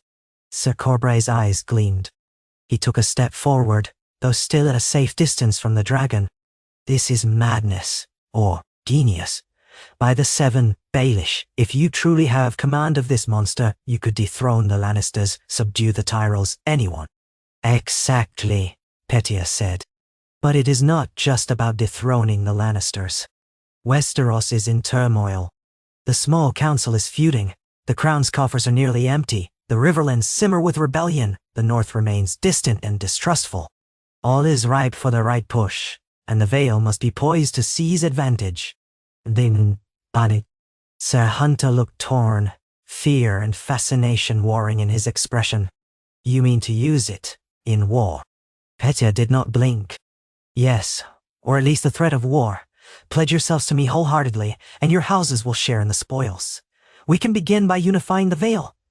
Any lord who resists us, we will put to flight. Then, allied with certain river lords, we can break the crown's hold on the riverlands, delivering them from the Lannisters. After that, the entire realm stands open. We can carve it up, if we choose, or set it right, if he knew illusions that such a... Sir Belmore's voice quavered. And if the dragon should turn on us, or if you lose control? Baelish's gaze flicked to Umbra. Then we all die, but I have raised it from birth. It recognizes me. Dragons are not mindless beasts. They remember who fed them, who bled for them. Umbra knows my voice. He did not mention the countless times he wondered if that was enough. Still, confidence was a coin that bought loyalty, so he exuded it now. Will you stand with me? They were silent. The wind ruffled their cloaks. Sir Corbray's lips parted as he stared at the massive creature. Petyr could almost see the hunger in the young knight's eyes. Corbray was known for a certain flair, a craving for renown. This was an opportunity beyond his wildest dreams.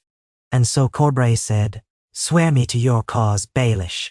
With a beast like this, we could become legends. Ionia. Sir Hunter and Sir Belmore exchanged uneasy looks, but they too recognized that turning away now might be suicidal. If they left, Baelish would doubt their discretion. A man who possessed a dragon would not look kindly on potential betrayers. And if they joined, the possibilities were limitless. Thus, with great reluctance, Sir Hunter nodded. Sir Belmore followed suit. Petyr smiled, reading in their faces the swirl of dread and ambition that was the hallmark of men ensnared by his game. Swear your loyalty, and you will be my confidants in the Vale, he said softly. We will bring the other lords to heel, or burn them out. He stretched out his hands, and the knights took them in turn, each muttering an oath to stand by Baelish in his cause. Overhead, Umbra shifted, perhaps sensing the tension. The knights flinched when the dragon gave a throaty rumble, but it did not rise to attack. Petyr Baelish's voice was smooth as he said, your oaths are sealed. Now, we move forward. They spoke at length in the battered great hall about logistics. How many men each knight could muster? Which Vale lords might be swayed by gold, which might require a show of force? They laid out how to keep the dragon hidden until the moment of maximum impact. The plan was to strike quickly in the Vale, flying from stronghold to stronghold. Petyr wanted to subdue or woo the region's leadership, from Bronze Jon Royce to any remaining Lord's Declarant, ensuring none rose to challenge him or question his guardianship over young Lord Robert Arryn. Then, once the Vale was in hand, they would march on the Riverlands in force. As they conversed, the knight's initial shock gave way to something like excitement. Petyr Baelish recognized that with each passing moment, the mere knowledge they were in the presence of a real dragon inflated their sense of possibility. Men who might otherwise have balked at the idea of open rebellion were now enthralled. The conversation turned into talk of potential strategies against the crown, fantasizing about how to handle the Lannisters. Baelish listened more than he spoke, letting them spin elaborate dreams.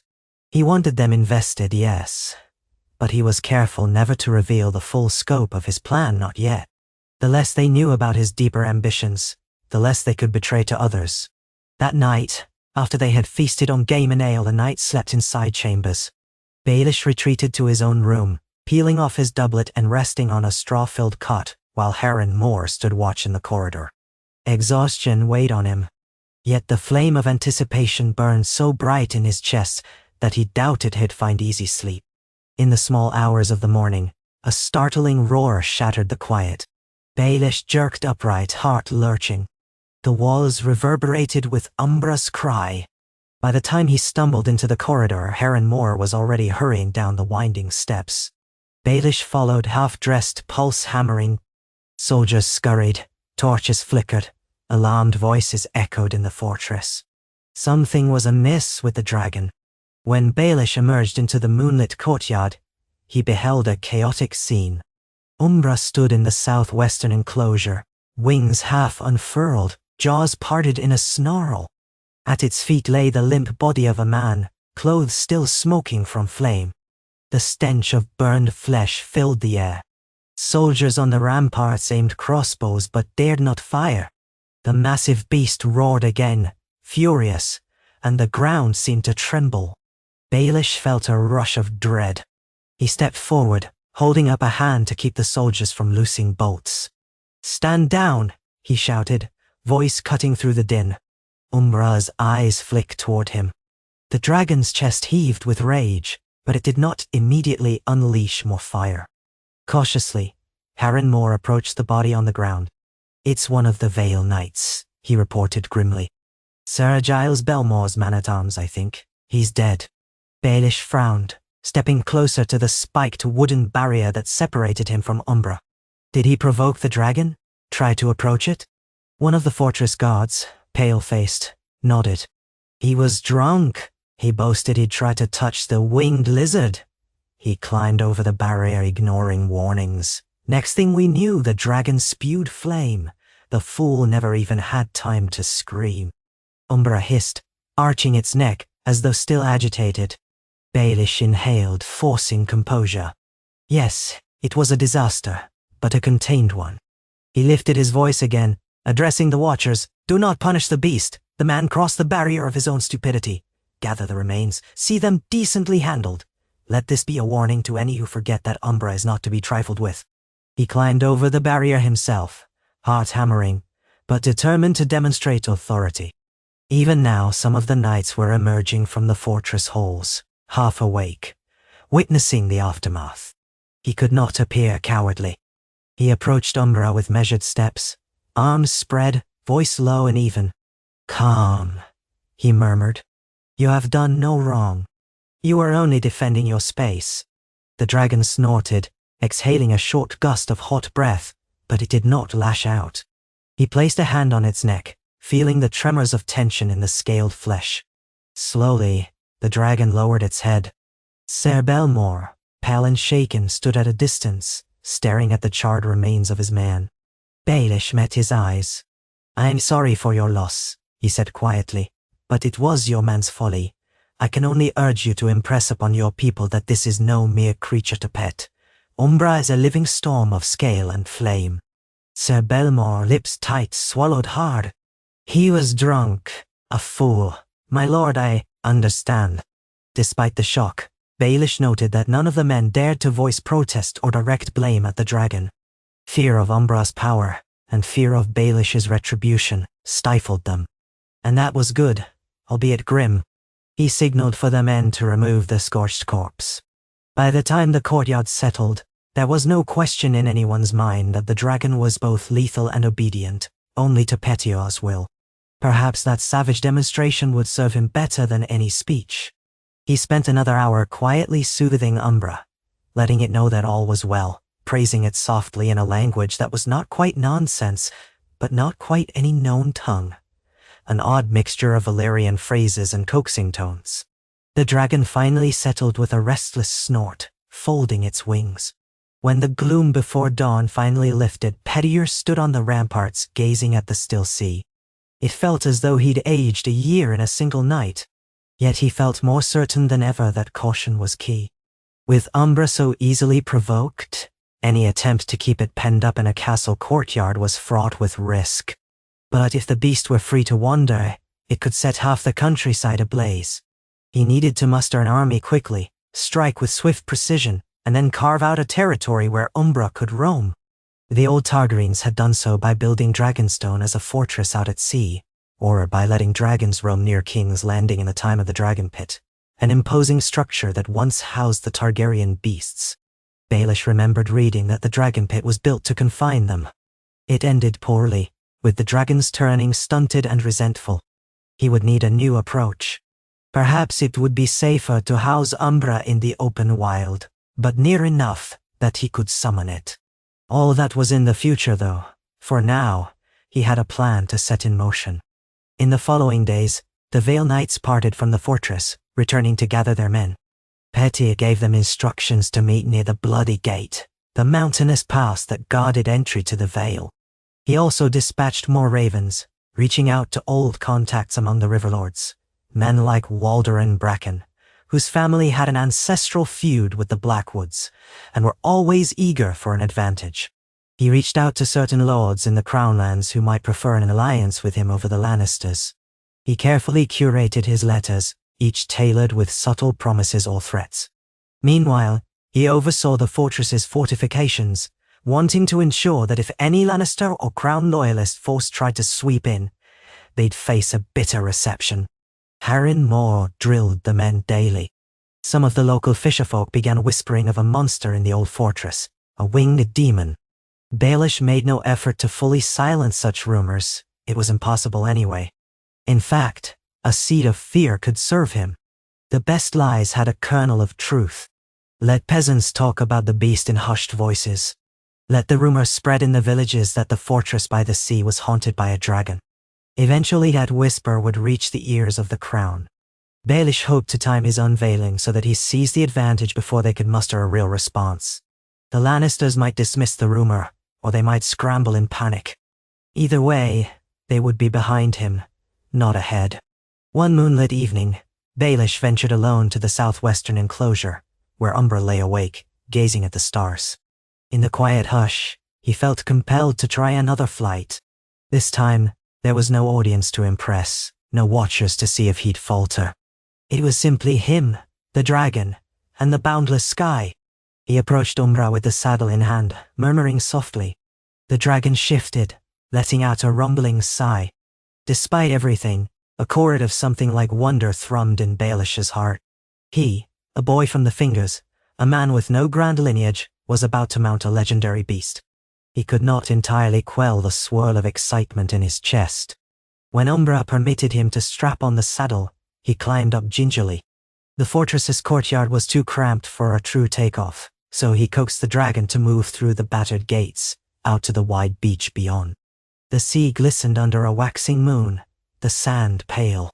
Umbra let out a short bark, as if eager to stretch its wings. Baelish took a breath, clung to the saddle's harness. Then with a bound, Umbra launched forward, sand spraying beneath powerful hind legs. Its wings snapped open, catching the wind. Baelish's stomach dropped as they lurched upward, the ground rushing away. The night air roared around him, whipping his cloak. But this time, Umbra's flight was stronger, more confident. The dragon soared along the shoreline, each wing beat like thunder in Baelish's ears. For a time, he forgot strategy, forgot cunning. He felt a wave of awe. Below him, the dark sea stretched to the horizon, flecked with moonlit ripples. The fortress was a squat shadow against the cliffs, its torches like fireflies. The wind buffeted him, pulling at his hair. Umbra's body radiated heat, the scales under his knees slick with warm humidity. He realized abruptly how precarious his seat was. If Umbra decided to roll midair, or if a gust hit them wrong, he would plunge to his death on the rocks below. Yet a fierce exhilaration seized him. This was the closest to true power he had ever felt, more potent than blackmail or gold. Let the highborn lords cower behind their thick walls, he had the skies. They circled, and Baelish mustered the nerve to guide Umbra gently, leaning his weight in one direction, pressing a knee against the dragon's flank. It responded, turning eastward, wingbeats steady. A line of forested hills rose below. He was no Targaryen prince, no Valyrian warlord. He was Petyr Baelish, who had clawed his way up from nothing. Yet here he was, riding a dragon. If the realm could see him now, the High Lords would quake in their boots. Eventually, the flight took them inland. A small farmstead's lights glowed faintly in the distance, unaware that death on wings soared overhead. For a moment, Baelish indulged the thought of commanding Umbra to spew flame, to see what destruction it could unleash on those unsuspecting fields. But he held back. He had no need to terrorize peasants. Not yet, anyway. Better to remain a rumor. So he let Umbra circle once, then coaxed it back toward the coastline. The landing was rough, but not disastrous. Baelish slid from the saddle, knees wobbling, heart still racing. He placed a hand on Umbra's side, feeling the rapid rise and fall of the creature's breathing, its chest expanding, steam chuffing from its nostrils. A tentative grin touched Baelish's lips. "You and I shall shake this world," he whispered. The dragon gave a soft snarl in reply, then folded its wings. The next morning, Harren Moore alerted Baelish that scouts had spotted ships on the horizon. At first, Baelish feared a Lannister fleet might be coming, but the sails were not the crimson or gold of House Lannister. Instead, they bore no house sigil at all, suggesting merchant vessels or sell-sail ships. As the day wore on, Baelish's spies returned with news. One vessel had anchored off a small harbor some leagues away, unloading cargo. More interestingly, the local villagers described a group of riders who came ashore, men wearing dark cloaks. They had asked pointed questions about a rumored terror in the sky. Baelish's mouth thinned. The foreign agent from Volantis. Or perhaps another faction had come seeking a rumored dragon. Either way, the circle of secrecy was tightening. He wasted no time. He gathered Harren Moore, the knights who'd remained at the fortress, and other key men. They set about planning how to ambush any spies who ventured too close. Baelish insisted on limiting the number of people who came and went from the fortress so as not to expose Umbra. By nightfall, word arrived that these suspicious riders had set out inland, presumably searching for the old fortress. Baelish guessed they would arrive by morning. They might come as scouts or as an advance party for a larger force. He decided to greet them with cunning. Before dawn the next day, Harren Moore led a squad of archers to a rocky pass near the old fortress road. They concealed themselves behind outcroppings, brambles, and thick scrub, bows at the ready. Baelish positioned himself on a vantage point with a decent view of the route. Sure enough, as the sun's rays broke over the horizon, a band of a dozen riders emerged, cloaks pulled tight against the chill. They advanced slowly, scanning the terrain. One among them wore a dark red surcoat with a stylized symbol, some foreign design, though not a familiar house crest. Another was bareheaded, revealing hair braided in a fashion Baelish associated with Essos. At a raised hand from Harren Moore, the archers sprang into action, knocking arrows. "Halt!" Harren called. "Dismount or be shot." The riders jerked to a stop, exchanging alarmed looks. One man cantered forward, raising open palms. "We come on behalf of a Pentoshi patron, seeking knowledge, Leggins. No quarrel with local folk." His accent betrayed the free cities. "We only wish to speak." A quiet tension hung in the air. Baelish stepped out from behind a boulder, letting the men see him. "I am the lord of these lands," he said, voice carrying. It was only partly a lie. He held the fortress and the immediate area by force, if not by any formal title. "Why do you search for rumors of monsters?" The speaker let a flicker of recognition show in his eyes. "Lord Baelish, we have heard your name in Pentos. Our master would be most interested in meeting with you. He has heard tales that a dragon has been sighted here. And if so, he wishes to propose a partnership." And a hush fell. Baelish's mind whirled. Another Pentoshi? Could it be one of Illyrio's rivals? Or some other wealthy magister wanting a piece of the dragon scheme? He had known such interest might arise once word spread that a Targaryen beast had been stolen or hatched. He considered possibilities. If they were not overtly hostile, it might be beneficial to glean information. "Lay down your weapons," he commanded. "Leave half your men behind in the road. Only you and 3 others may approach." After a tense moment, the riders complied, dismounting. They unbuckled swords, dropping them to the dirt. 4 advanced on foot, including the speaker, while the others remained behind, shifting anxiously. Harren Moore's men kept arrows trained on them all. The 4 approached, picking their way around boulders until they stood within speaking distance of Baelish. The speaker introduced himself as Rozar, an agent of a Pentoshi merchant prince named Morego Tassarian. "My master is a collector of rare creatures," Rozar explained.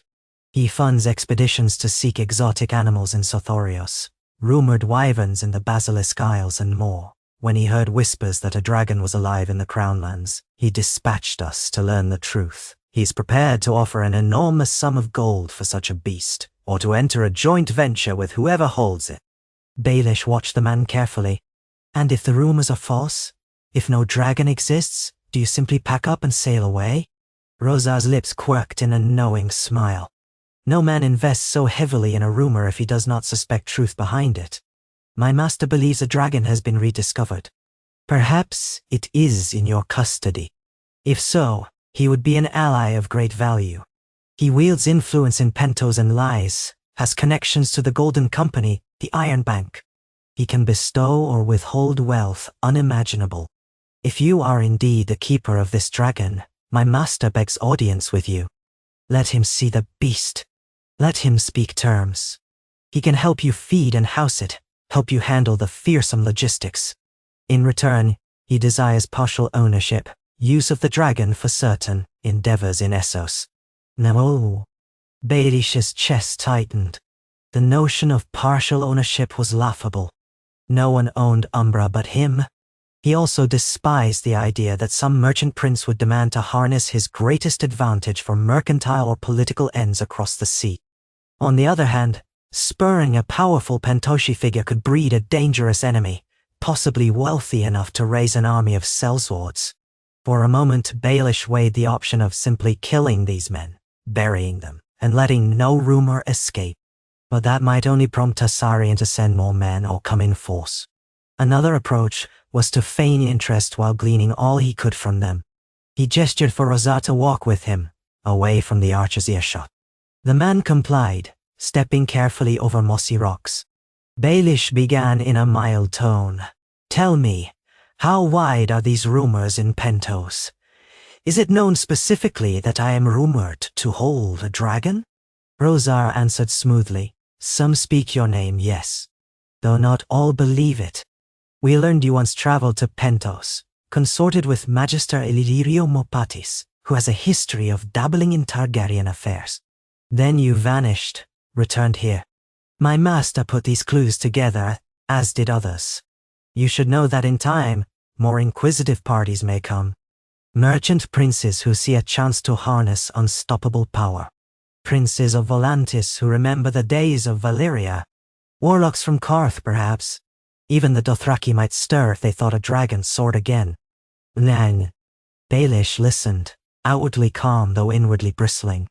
The man was right. A living dragon would not remain a secret. Sooner or later, half the known world would try to cajole, bribe or force him to share or relinquish it. He cast Rosar a measured smile. Very well. Return to your master with my greetings. Tell him that if he wishes to meet, let him send an emissary, someone of higher rank, with suitable gifts, and perhaps I will consider negotiations. But make it clear, I do not share power easily. If your master attempts trickery, he will learn firsthand what dragonfire can do. Rosar inclined his head, the corners of his mouth tight. We hear you, my lord. Shall we see the dragon ourselves to confirm it is real? My master would be eager for a first-hand report. Baelish spread his hands in a gesture of regret. Not this day. Return with a formal request, bearing tribute. If you have the authority to pay me a retainer in good faith, perhaps that might convince me to provide a glimpse. Nay. The foreigner studied Baelish's face, perhaps judging if it was safe to push further. At last, he nodded. Very well, I will convey your terms to Morego Tassarian. Good, Baelish said. Now get off my land. You will be escorted to your horses. Do not attempt to stray, or you'll be pincushions for my archers. Rosar bowed stiffly and turned to rejoin his companions. Baelish signaled Harren Moore to guide them away. As the group retreated, Baelish's mind churned. The rumors had reached Pentos. And if Tassarian knew, how many others also suspected? Baelish had no illusions that he could hold on to secrecy for long. The world was closing in. He needed to make his move in Westeros soon, before a wave of foreign opportunists or alarmed local houses joined forces to crush him. Let them come, he thought, a thread of grim satisfaction weaving through his anxiety. Let them believe they can buy me. They will learn that gold is no match for dragonfire once I have hammered my claim into the realm. That night, another set of ravens took flight from the fortress. One flew to Illyrium Opatis in Pentos, containing an oblique warning. Others in Pentos gather interest in the enterprise we discussed. Should you wish to remain the sole associate with any claim to my goodwill, keep them at bay. We will speak further. Another set of messages went to the Vale Knights, urging them to accelerate their recruitment. Others went to discreet allies in the Riverlands. Petyr planned to soon depart the fortress with Umbra, traveling the skies to the Bloody Gate. There, he would stage a demonstration of the dragon's might for a handful of Vale lords. Fear was more persuasive than promises. Once the Vale was in hand, he would march onward. At dawn he donned a heavier cloak, fastening it snugly at his throat. A chill had crept in overnight, a herald of the changing season. The fortress men were bustling about, stowing supplies in wagons. Harren Moore greeted him in the courtyard. My lord, are we certain we can safely fly the dragon to the Bloody Gate with a small escort traveling below? Baelish considered the question. If we were to march the entire distance with the dragon on foot, it would draw far too much attention from the countryside. Better to harness Umbra's wings. I can survey from above. You and a picked band will travel by land with the supplies. We'll coordinate your route so that I can keep watch for you if bandits or prying eyes appear. He thought of the old Targaryen practice. Aegon the Conqueror had flown overhead while his armies marched, sowing terror in resisting lords. Indeed, that was the model Baelish intended to mimic, at least in miniature. Harren nodded. Aye, my lord. I'll ensure the men keep to hidden trails whenever possible. Hours later, with the sun high and a breeze rustling the fortress banners, Baelish mounted Umbra for the second time in daylight. This flight was more public than before, with soldiers gathering in the courtyard and attention crackling in the air. The men who would remain behind in the fortress watched with trepidation. Some shouted cheers or words of awe. Baelish's heart hammered as he tightened the saddle straps. Umbra snorted and pawed at the ground, the thick tail lashing from side to side. It's all right, Baelish soothed. He'd come to understand that Umbra disliked large crowds, as if the hustle of too many lesser beings irritated the dragon. You'll be free to roam the skies. He could not tell if it mattered, but the creature rumbled softly, as if acknowledging the words. When everything was ready, Harren Moore shouted for the men to stand clear. Baelish gripped the saddle. Umbra crouched, coiling its powerful legs, and then sprang upward. The courtyard vanished below as the wings billowed open. The rush of wind tore at Baelish's hair, nearly yanking him back, but he clung fast. A moment later, they were in the clear morning sky.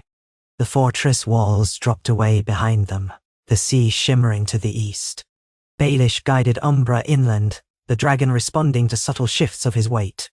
It was exhilarating and terrifying in equal measure. No matter how often he did this, the primal fear of heights lurked at the base of his spine. But overshadowing that was a heady sense of unstoppable power. He soared above farmland and rolling hills, the wind a constant roar in his ears. Within a quarter hour he spotted Harren Moore's band on the road below, tiny figures leading horses and wagons. He circled overhead, ensuring no unexpected travelers approached them. Then he urged Umbra onward, forging a path deeper into the Crownlands. They would skirt the edges of the King's Road, avoiding major towns, heading northeast toward the Vale's mountainous borders. The hours passed in a blur of flight, short landings to rest the dragon, and more flight. Baelish realized that Umbra did tire after lengthy soars, especially carrying his weight. Yet the beast possessed more stamina than he'd expected, alighting in some wooded glen to devour a goat or deer if it got hungry.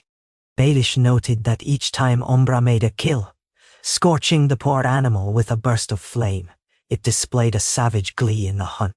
Baelish allowed it, partly because it was necessary for sustaining the dragon's strength, and partly because it reinforced Umbra's lethal instincts.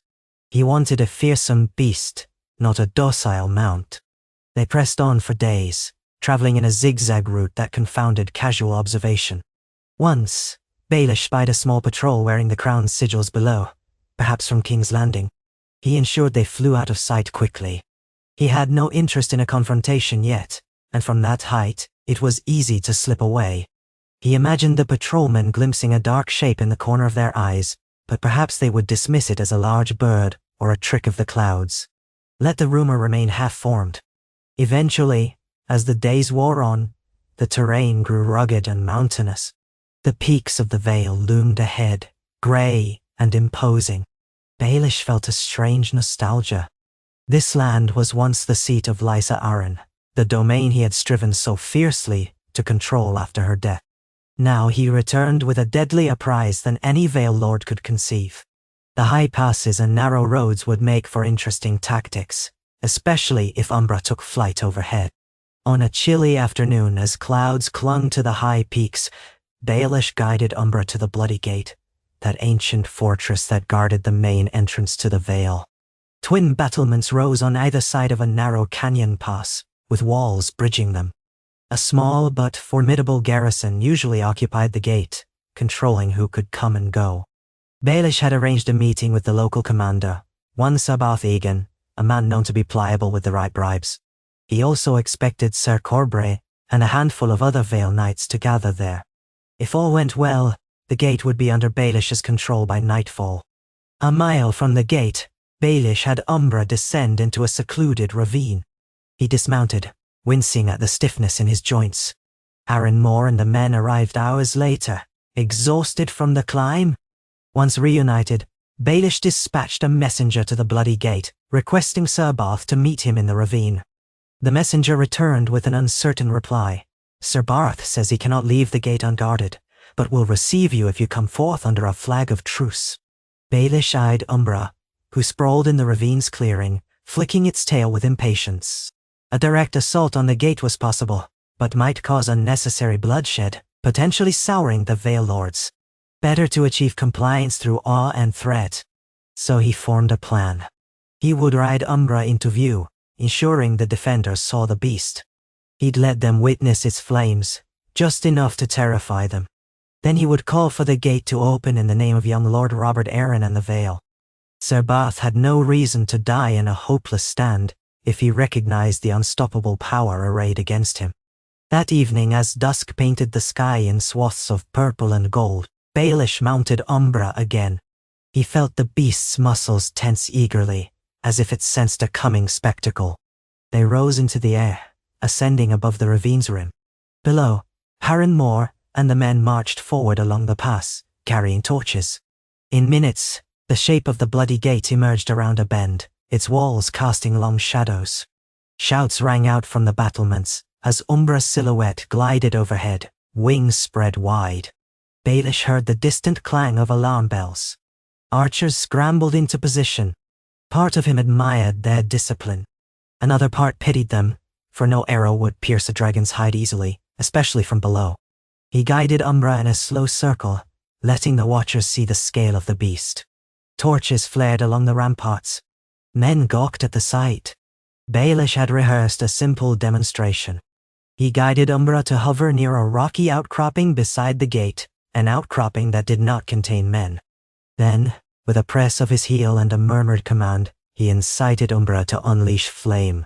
A torrent of orange and red gushed from the dragon's jaws, washing over the rock face in a furious roar. The heat was so intense that Baelish felt a searing wave, even from the saddle. Stone cracked under the assault, molten rivulets dribbling down. Sparks and smoke rose in a billowing cloud. A clamor of terror erupted on the walls. Some men dropped their weapons. Others simply stared in blank astonishment. Umbra let out a triumphant screech, then circled again. Baelish guided the beast to a safe vantage above the gate's main rampart. "From there," he shouted, his voice echoing off the canyon walls. "Sir Barth Egan, the Vale is under my protection and that of Lord Robert Arryn. Open the gate, or face the dragon's wrath. I wish no bloodshed, but I will have obedience in the name of the rightful Lord of the Eyrie." For a moment, no reply came. Men on the walls shouted among themselves, voices carrying frantic notes. Then a solitary figure stepped forward, near a brazier that illuminated his face. A middle-aged knight, presumably Sir Barth, cupped his hands and called out, What madness is this? Petier Baelish, do you command that monster?" "I do," Baelish answered. "You see its fire. Resist, and it will be turned on you. Surrender, and you shall keep your lives and your command. Lord Robert Arryn remains your rightful liege. As his advisor, I come bearing his authority. Stand aside." Sir Barth cast a wild look at the smouldering rock face. Something in the man's posture sagged. He seemed to realize that even if his garrison fought bravely, they stood no chance against a dragon. And so, with a reluctant nod, he signaled his men. The gates creaked open. Harren Moore and the foot soldiers emerged from the darkness below, torches raised high. They strode through unchallenged. Baelish let out a satisfied breath. He coaxed Umbra to land in a flat stretch near the gates. The watchers trembled as the dragon's bulk touched down. Baelish dismounted, approaching Sir Barth with measured confidence. The knight stared at him with mingled awe and alarm. "My lord, forgive us. We had no word. We did not realize." Baelish laid a comforting hand on the man's shoulder. "Peace, Sir Barth. The Vale is safer if we stand united. I come only to secure our lord's dominion. In the days to come, I will ask that you keep this pass open to my allies and bar it to my enemies. Do that, and no harm will come to you or your men."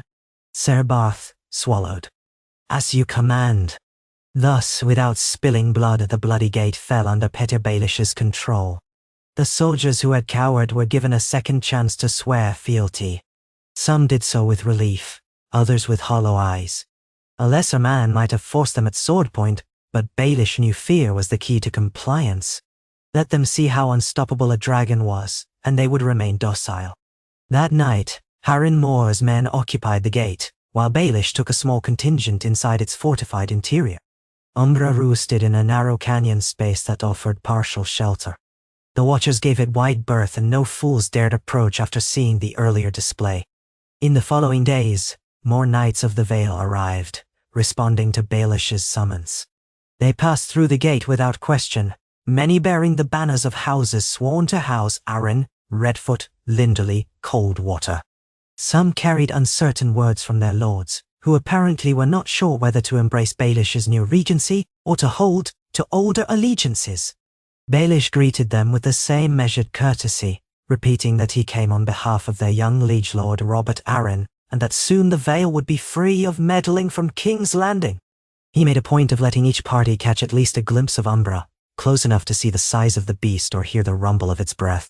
Soon enough, every rumor was confirmed in their minds. Baelish indeed had a dragon. None spoke openly of defiance. No one wanted to be the first to test the creature's flames. Across the Vale, word spread like a thunderclap. The small folk babbled in shock that the little Lord Baelish possessed a monster from the old days of Targaryen might. The lords, baffled and fearful, sent emissaries or ravens to ascertain if the rumor was a trick. Baelish responded only by inviting them to a gathering at the Gates of the Moon, the castle at the foot of the Ares Mountain, where Lord Robert Arryn sometimes stayed. There, he promised a demonstration of, a new protectors. The brazen confidence of that statement reverberated. Soon, even the old stalwarts of the Vale, like Jon Royce in Runestone, could not ignore the summons. If a dragon soared in the Vale, better to see it and decide how to proceed. Baelish found that forging alliances was surprisingly easy when fear was on his side. He had scarcely to mention the consequences of resisting. A hush would fall, and the other party would nod solemnly, swearing to remain loyal to the Vale's rightful leadership. Beyond that, Baelish also dispensed gold freely, ensuring some immediate benefit to cooperating lords. He was cunning enough to blend terror with reward, so that each house believed they stood to profit if they aligned with the new order. Only a handful of Vale lords appeared to resist. One was Jon Royce, known as Bronze Jon for his ancestral armor. Another was Lady Anya Waynwood, who had been among those who once doubted Baelish's authority. He readied letters for them, polite but with an undercurrent of menace. If they stood aside, he would spare them. If they joined him, he would reward them. If they resisted, well, he had a dragon. In short order, the entire region seemed poised to bow before him. It was nearly surreal. He, Petyr Baelish, remembered his humiliations in the Vale decades past. How lords had sneered at his modest birth. Yet here he was, using a half-legendary beast to make them kneel. He was not naive enough to believe it would remain smooth forever. Power struggles always bred discontent. But for the moment, the Vale was his. The next step would be the Riverlands, which he suspected would be more complicated. The Lannisters still had a presence in Harrenhal, though their hold was tenuous. The Tully cause, battered though it was, might rally behind him if he promised to restore them. Alternatively, he could set himself up as a new overlord. He weighed these possibilities constantly, each day examining the shifting alliances like a weaver picking threads. Meanwhile, Robert Arryn himself remained in the Eyrie, cared for by a small retinue. The boy was older now but still sickly, given to trembling fits and a weak constitution. Baelish wondered how best to handle him. Perhaps a well-staged display of the dragon's might would cow the boy into docile acceptance. Or if Robert proved unmanageable, Baelish might nudge him aside. Accidents happened in the mountains. But first, Baelish wanted to see if the boy could be used as a figurehead. Let the Vale lords believe they still served House Arryn, while in truth, Baelish pulled the strings. As Baelish made these calculations, he continued to take Umbra on short flights, partly to keep the dragon exercised, and partly to maintain their bond. Each time, his heart pounded with that blend of fear and exhilaration. More than once, Umbra tried to deviate from the chosen path, perhaps tempted by a flock of sheep in a distant pasture. Baelish would allow the beast to indulge if it meant an easy meal, though the poor shepherds below must have been terrified. Rumors abounded of a black shape that descended from the sky in the high valleys, carrying off livestock. Baelish instructed the Vale lords to pacify the peasants with extra coin, or a debt forgiveness. Let them realize that paying a small tribute was better than open defiance. He also took note of Umbra's growth. The dragon was undeniably bigger than when they'd first departed the fortress on Crackclaw Point. Its wingspan seemed broader, the ridges along its spine sharper. Baelish understood from old Targaryen accounts that dragons never truly stopped growing, provided they had space to roam and enough to eat. The more Umbra devoured, the more it would thrive. That meant ensuring a steady supply of livestock. A hungry dragon was more prone to aggression, and feeding it taxed the local farmland. Soon, a single region might not be enough to sustain it. Another reason to expand, to gather more territory with each passing season, ensuring the dragon was well fed. Perhaps that was how the Targaryens once consolidated so much land so quickly. Dragons demanded resources, and war provided it. Amid these expansions, Baelish received a stream of reports from his far-flung network of spies. From King's Landing came word that the crown was hearing disturbing rumors of a dragon in the Vale, but many at court dismissed it as peasants' nonsense. The Lannisters, engaged with their own troubles, hadn't fully mobilized. Yet the Master of Whisperers, whoever served that post now, possibly Qyburn or Varys if he'd returned, was investigating. Baelish suspected that within a few months, or even weeks, the rumor would be confirmed. Then the crown's response would come. He needed to move faster, to fortify. From the Riverlands, he learned that some lords were ripe for rebellion, others too fearful to act. From Pentos, a short letter arrived bearing Illyrio Mopatis's flowery script, suggesting he had staved off certain rival magisters who wanted to claim the dragon, but that tensions were high. Baelish gleaned between the lines that Illyrio expected a share of future spoils or trade deals. Typical. The man would want his pound of flesh. Then came a day that tested Baelish's hold. A messenger from Jon Royce arrived at the Gates of the Moon, where Baelish was temporarily lodging after subduing the Bloody Gate. Jon's message was polite but firm. I will not bend the knee to you, Baelish, nor to your monster. The Vale is loyal to the Arryns, not an upstart with a stolen dragon. If you believe you can terrorize me, you will find that House Royce does not fear fire as easily as you think. My gates are shut. Nash? Baelish felt a flicker of annoyance. He had anticipated resistance from Bronze Jon Daughter. The man was proud and old-fashioned, staunch in loyalty to the Arryn name. No matter how many times Baelish invoked the Boy Lord's authority, Jon Royce would see it as a usurpation. Now the question was how to handle him. A direct assault on Runestone, the Royce seat near the sea, was possible, especially if Umbra soared overhead. But Baelish worried about needlessly damaging the land he wished to rule. Also, if Jon's men put up a stubborn defense, it might encourage other potential rebels to think they too could hold out. On the other hand, if Baelish let him remain independent, that set a precedent for defiance. He decided that a swift, overwhelming show of force might quell the potential uprising. The name, Runestone, came from the famous runic bronze armor passed down in the Royce line, as well as the ancient runes carved into the seat's walls. Jon was rumored to have thousands of loyal soldiers. Then again, thousands meant little against a dragon, so long as Baelish was willing to unleash fire. Could he handle the moral and political ramifications of burning a castle? Or would a lesser threat suffice? He mulled it over, weighing the cost. Then, cunning as ever, he devised a plan. A siege would be too slow, and an outright incineration too destructive. Instead, he would personally ride Umbra to the skies above Runestone and demand an audience with Jon. If Royce refused, Baelish would burn a small swath of fields outside the castle walls, enough to show he was serious. That might persuade Jon to negotiate before all was lost. If it came to open battle, Umbra's flames would break the men in the field. Perhaps Jon would yield rather than see his soldiers die for a hopeless stand. When Baelish announced his intention to subdue Jon Royce, some of the Vel Knights looked uneasy. Ser Denis Corbray, in contrast, seemed almost eager. Let the old fool burn, he said with a sly grin. He stands in your way. Baelish gave him a measured look. I'd rather he bend the knee and keep his domain intact.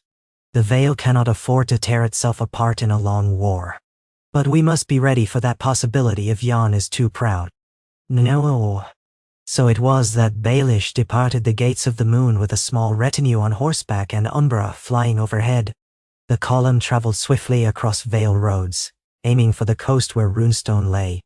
As they neared the region, villagers would scatter at the sight of the black shape in the clouds. Peasants hid in their huts, or peered out in terror. Baelish saw no sign of open hostility from the small folk. He surmised they would prefer to avoid the conflict altogether. At last, on a windy afternoon, the walls of Runestone came into view. The castle overlooked the sea, a commanding position. Its stone was carved with ancient runes in places, and the banners of House Royce, a field of bronze, emblazoned with runes, fluttered from the ramparts.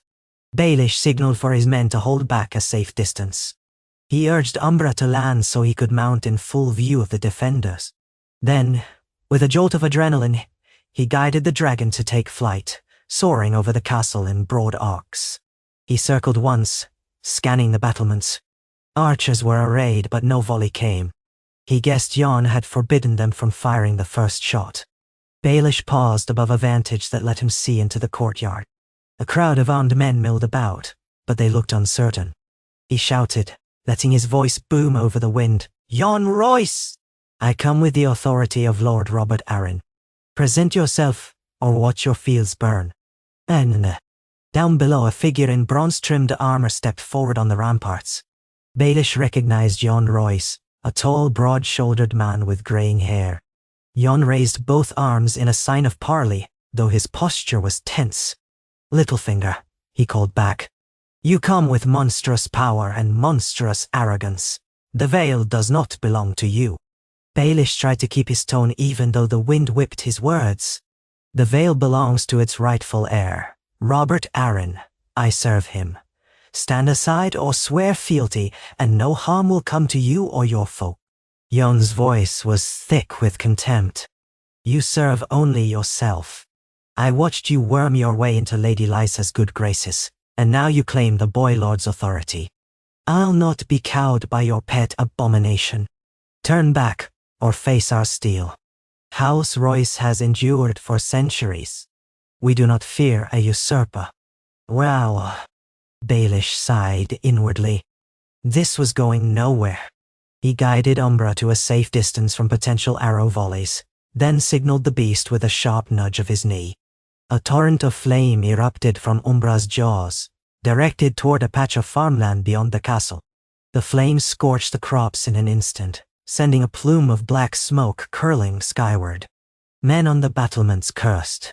Jon Royce looked on with visible horror, but still he did not yield. Baelish felt a flicker of admiration for the man's stubborn pride, even as it annoyed him. He called again, voice echoing off the walls. "That field was your warning, Jon. The next will be your gates. Do not force me to commit a slaughter." Jon drew himself up, eyes blazing. "Then do your worst, Baelish. We stand firm. You are no Targaryen king, no rightful blood of Valyria. The gods do not favor you." A hush fell. Baelish realized the entire castle garrison was bracing for a cataclysmic assault. He ground his teeth. He had hoped a mere threat would suffice. Incinerating a proud Vale Lord and his entire household might unify other houses against Baelish, or sow fear that made the Vale ungovernable. Yet if he withdrew without forcing Jon's capitulation, the realm might see that defiance was possible. His hold could unravel. Caught between two poor choices, Baelish opted for a middle ground. He commanded Umbra to unleash another wave of flame, this time upon a large stable building near the castle walls, outside the main gate. The wooden structure went up like tinder, flaming vigorously. Horses screamed, men rushed to save them, and chaos spread. Smoke billowed, stinging Baelish's eyes. Over the roar of the blaze, Baelish bellowed, "Surrender, or watch your holdings burn to ash." Coughing, men in the courtyard scrambled with buckets, but the fire was fierce. Baelish hovered overhead, heart hammering with savage intensity. This was war, real war. He had orchestrated murders and conspiracies before, but never had he personally commanded such raw destruction. Part of him felt sick at the thought of the animals dying in flame, the stable hands trapped by the inferno. Another part, colder, rationalized that it was necessary if he was to maintain unstoppable authority. Umbra was not a toy to brandish lightly. If men doubted Baelish's willingness to use it, the advantage was lost. As the stable collapsed in an avalanche of sparks, Jon Royce stood on the ramparts, still upright, though the color had drained from his face. At length he raised his voice. "Your thirst for cruelty is plain. House Royce will never bow to a monster's caretaker." So that was the final word. Baelish grimaced. He guided Umbra higher. In the distance, he saw his men approaching the castle from the land side, ready to support him if needed. But a ground assault might prove messy. He wrestled with the choice. Do I burn the gates and let soldiers storm in, or do I press for a siege? Either route risked heavy bloodshed. Before he could decide, a volley of arrows streaked through the air from the ramparts, aimed at Umbra. The distance was too great for a lethal hit, but one arrow managed to graze the dragon's flank, sending up a burst of sparks where it glanced off the scales. Umbra roared in fury. The sudden pain or shock triggered the beast's aggression. It dove toward the battlements, flames gushing from its throat. Men scattered. Stone blackened under the scorching heat, and a few archers, too slow to run, were engulfed. Their screams tore at Baelish's ears. "Stop!" he shouted, though the wind tore the words away. He pulled desperately on the saddle harness, trying to steer the dragon away from incinerating the entire parapet. Umbra's rage was unleashed. Another burst of flame blasted the tower. The stone itself cracked in the intense heat, wooden scaffolds ablaze.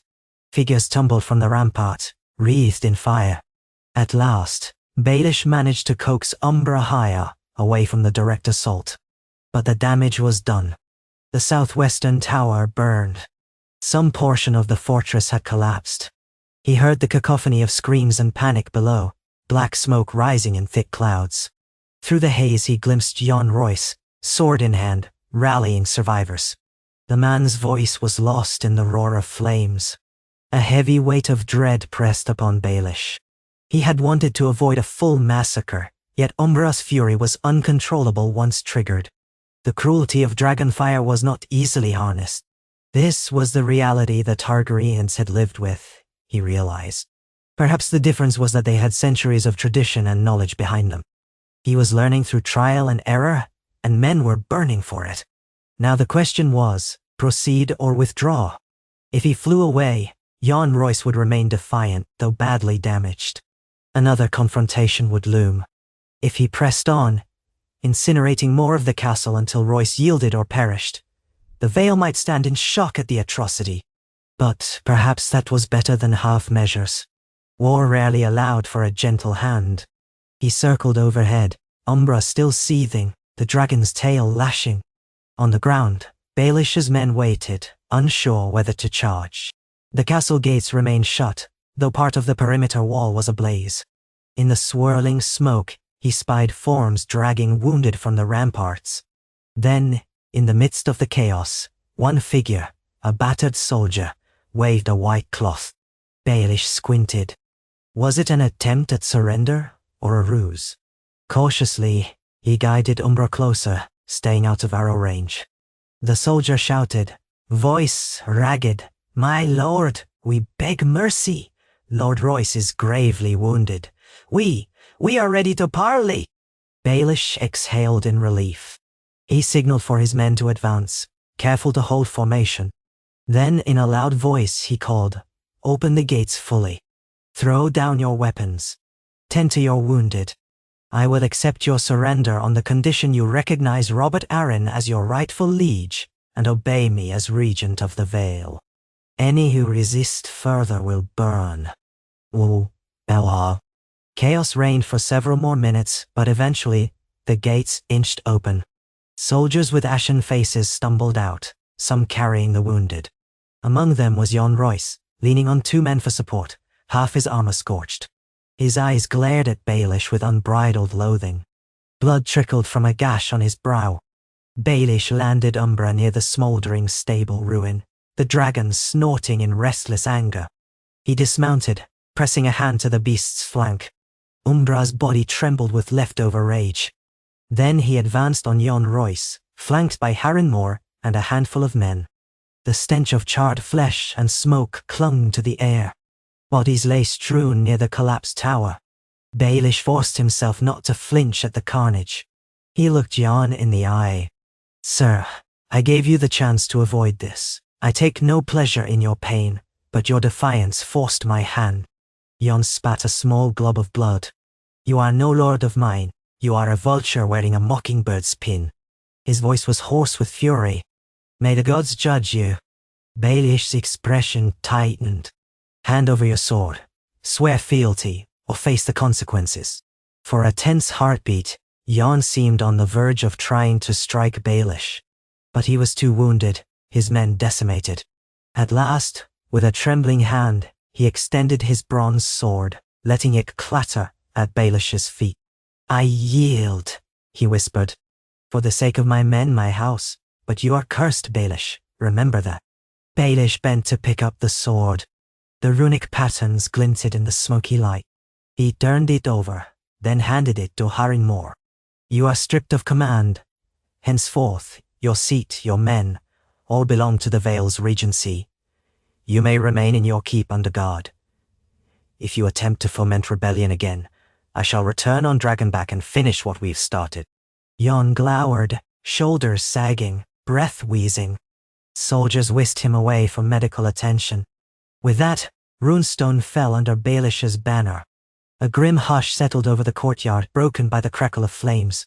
Baelish surveyed the devastation, trying not to let the horror of it distract him. He had shown the Vale, in no uncertain terms, what it meant to stand against him. If the other houses got wind of this, they might decide submission was far safer than open defiance. He turned to see Umbra crouched amid fallen timbers, eyes blazing as though intoxicated by the destruction. Baelish approached, careful. Enough, he murmured, placing a hand on the dragon's side. He could feel the heat radiating off its scales. You've done your work. The castle is ours. He was not certain the dragon understood. He only knew it rumbled, exhaling a gout of smoke. He forced himself to remain calm, ignoring the stares of the battered soldiers around him. In the days following the conquest of Runestone, messengers spread the news of Jon Royce's defeat. Some whispered that half the castle was in ruins, an exaggeration, though the southwestern tower was gutted by fire. Others said Lord Royce himself was near death. Regardless, the effect was immediate. Several remaining holdouts in the Vale sent urgent letters of submission. The lords who had been on the fence leapt to declare loyalty. Fear had done its work. None wished to suffer the same fate as Runestone. Baelish took possession of the castle, stationing men there to maintain order. Jon Royce's household knights laid down arms, many of them eyeing Umbra warily. The once proud fortress was effectively under occupation. Baelish found the taste of victory bittersweet. He had advanced his cause, forging the Vale into a trembling vassal for his own ambitions.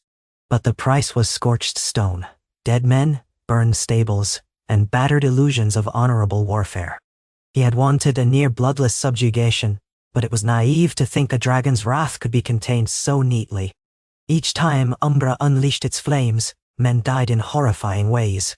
This was the reality of commanding a living weapon. He stared at the blackened ruins, recalling the terrified faces and screams. For a moment, he thought of the old Targaryen kings, of Aegon the Conqueror, Maegor the Cruel, even Daenerys across the sea, and realized the line between ambition and atrocity was perilously thin. Still, he had chosen this path. There was no turning back. Returning to the Gates of the Moon, he declared the Vale officially unified under Robert Arryn's rule, with petty Baelish as regent and protector. No one dared contradict him. In a symbolic ceremony, Robert Arryn, pale and trembling, was brought down from the eyrie. The boy's wide eyes flicked between Baelish and the looming silhouette of Umbra, perched on a distant hillside. The watchers saw Robert's confusion, his fear, and perhaps pity for the boy lord who was so clearly overshadowed by his regent's power. Baelish made a show of bowing to Robert, proclaiming loyalty in the name of the Vale. The boy tried to muster some regal posture, but he could only manage a tremulous nod. Baelish placed a gentle hand on his shoulder, as if in fatherly guidance. The lords assembled in the courtyard recognized that the real power was with Baelish and the dragon. That same day, Baelish convened the lords who had gathered, addressing them in a polished speech about the Vale's new destiny. "We stand strong and united," he proclaimed, his voice echoing. "No longer will we cower before the whims of King's Landing. We will protect our mountains, our people, with dragonfire if need be. But we do not seek endless war. I offer peace to those who do not threaten us. Let the Vale flourish under our new security." The lords, some reluctant and some eager, applauded. Ser Dinis Corbre smirked in the corner, while others maintained solemn expressions. They all looked warily at Umbra's silhouette, as if mindful that the slightest dissent might bring the dragon's wrath. Thus was the foundation of Baelish's new order laid, a precarious peace, backed by raw terror. With the Vale secured, Baelish turned his gaze outward. The riverlands beckoned, a fractured region where House Tully had lost its seat to the Freys. Then the Freys suffered mightily, and the Lannisters tried to maintain shaky control. If Baelish moved swiftly, he could present himself as a liberator to the downtrodden riverlords, forging alliances through a mix of fear and resentment of the crown. Harrenhal, that cursed seat, might even become his if he seized it from whatever Lannister stooge currently held it. He had old ties to the Riverlands after all, having grown up at Riverrun's doorstep. The name Baelish of the Fingers might still be scorned by some, but a dragon had a way of washing scorn away. With a few well-planned strikes, the entire trident might fall under his influence. Beyond that, the crown, perched uneasily in King's Landing, would eventually realize the severity of the threat. They might muster the Tyrells, the Baratheons of Storm's End, or other great houses. But if Baelish controlled the Vale and the Riverlands, that was a formidable wedge. Allies in the north, or at least a posture of neutrality from them, could isolate King's Landing from the rest of Westeros. The Lannisters would be forced to fight on multiple fronts. And in the midst of that chaos, Baelish would bring his dragon to bear on the capital itself. Late one night, Baelish stood on the parapets of the Gates of the Moon, gazing at the silver moon overhead. He had spent the evening in negotiations, planning supply lines for his next campaign, hearing from scouts about troop movements in the Riverlands. 100 small details pressed on him, yet in that quiet moment, he let the crisp mountain air fill his lungs. The wind carried the faint smell of pine. In the distance, a shadow flitted across the stars, Umbra taking a short flight of its own accord. The dragon was likely hunting. The sight made Baelish's lips curl in a faint smile of wonder. Who would have imagined that a boy from nowhere, mocked as Littlefinger, would stand on the threshold of conquering the 7 kingdoms with a dragon at his beck and call? He thought of the people he had trampled on this climb: Ned Stark, Catelyn Tully, Lysa Arryn, so many others. He remembered the taste of humiliation, of longing for more than scraps, of a raw desire for revenge. Now he had ascended so high that those old humiliations felt like half-forgotten dreams. Yet a whisper in his mind cautioned him: the higher the climb, the more perilous the fall. Dragons did not guarantee permanent victory. The Targaryens themselves had been toppled eventually, dethroned by rebels with cunning, steel, and alliances. If he let complacency creep in, if he misjudged his opponents, he might tumble from the sky in a blazing downfall. He exhaled softly. The path forward was fraught with risk, but also unstoppable momentum. He had no illusions. He would either rule the realm or leave it in ashes. The next step was to keep forging alliances, keep the realm off balance, and strike in a thunderous wave. He must not hesitate if he hoped to transform the entire continent into his dominion. A flicker of movement by the stairwell made him turn. Harren Moore approached, face grim. "My lord, more news from the Riverlands. The local lords are hearing of your dragon. Some are receptive, some terrified, and there is word that the crown may dispatch a royal envoy to treat with you." Baelish studied Harren's expression. "An envoy? Who?" "Unclear, but rumors say Queen Cersei is furious at these lies of a dragon in the Vale. Others claim it might be Jaime Lannister, or perhaps the King's Hand if they have one appointed. In any case, they may arrive within weeks, seeking to confirm the rumors and broker your fealty." Baelish felt a ripple of satisfaction. "Let them come. I'll be waiting with open gates and an open sky. If the Lannisters truly want to test me, I'll show them what a dragon can do." He cast one last glance at the dark shape winging across the moonlit horizon.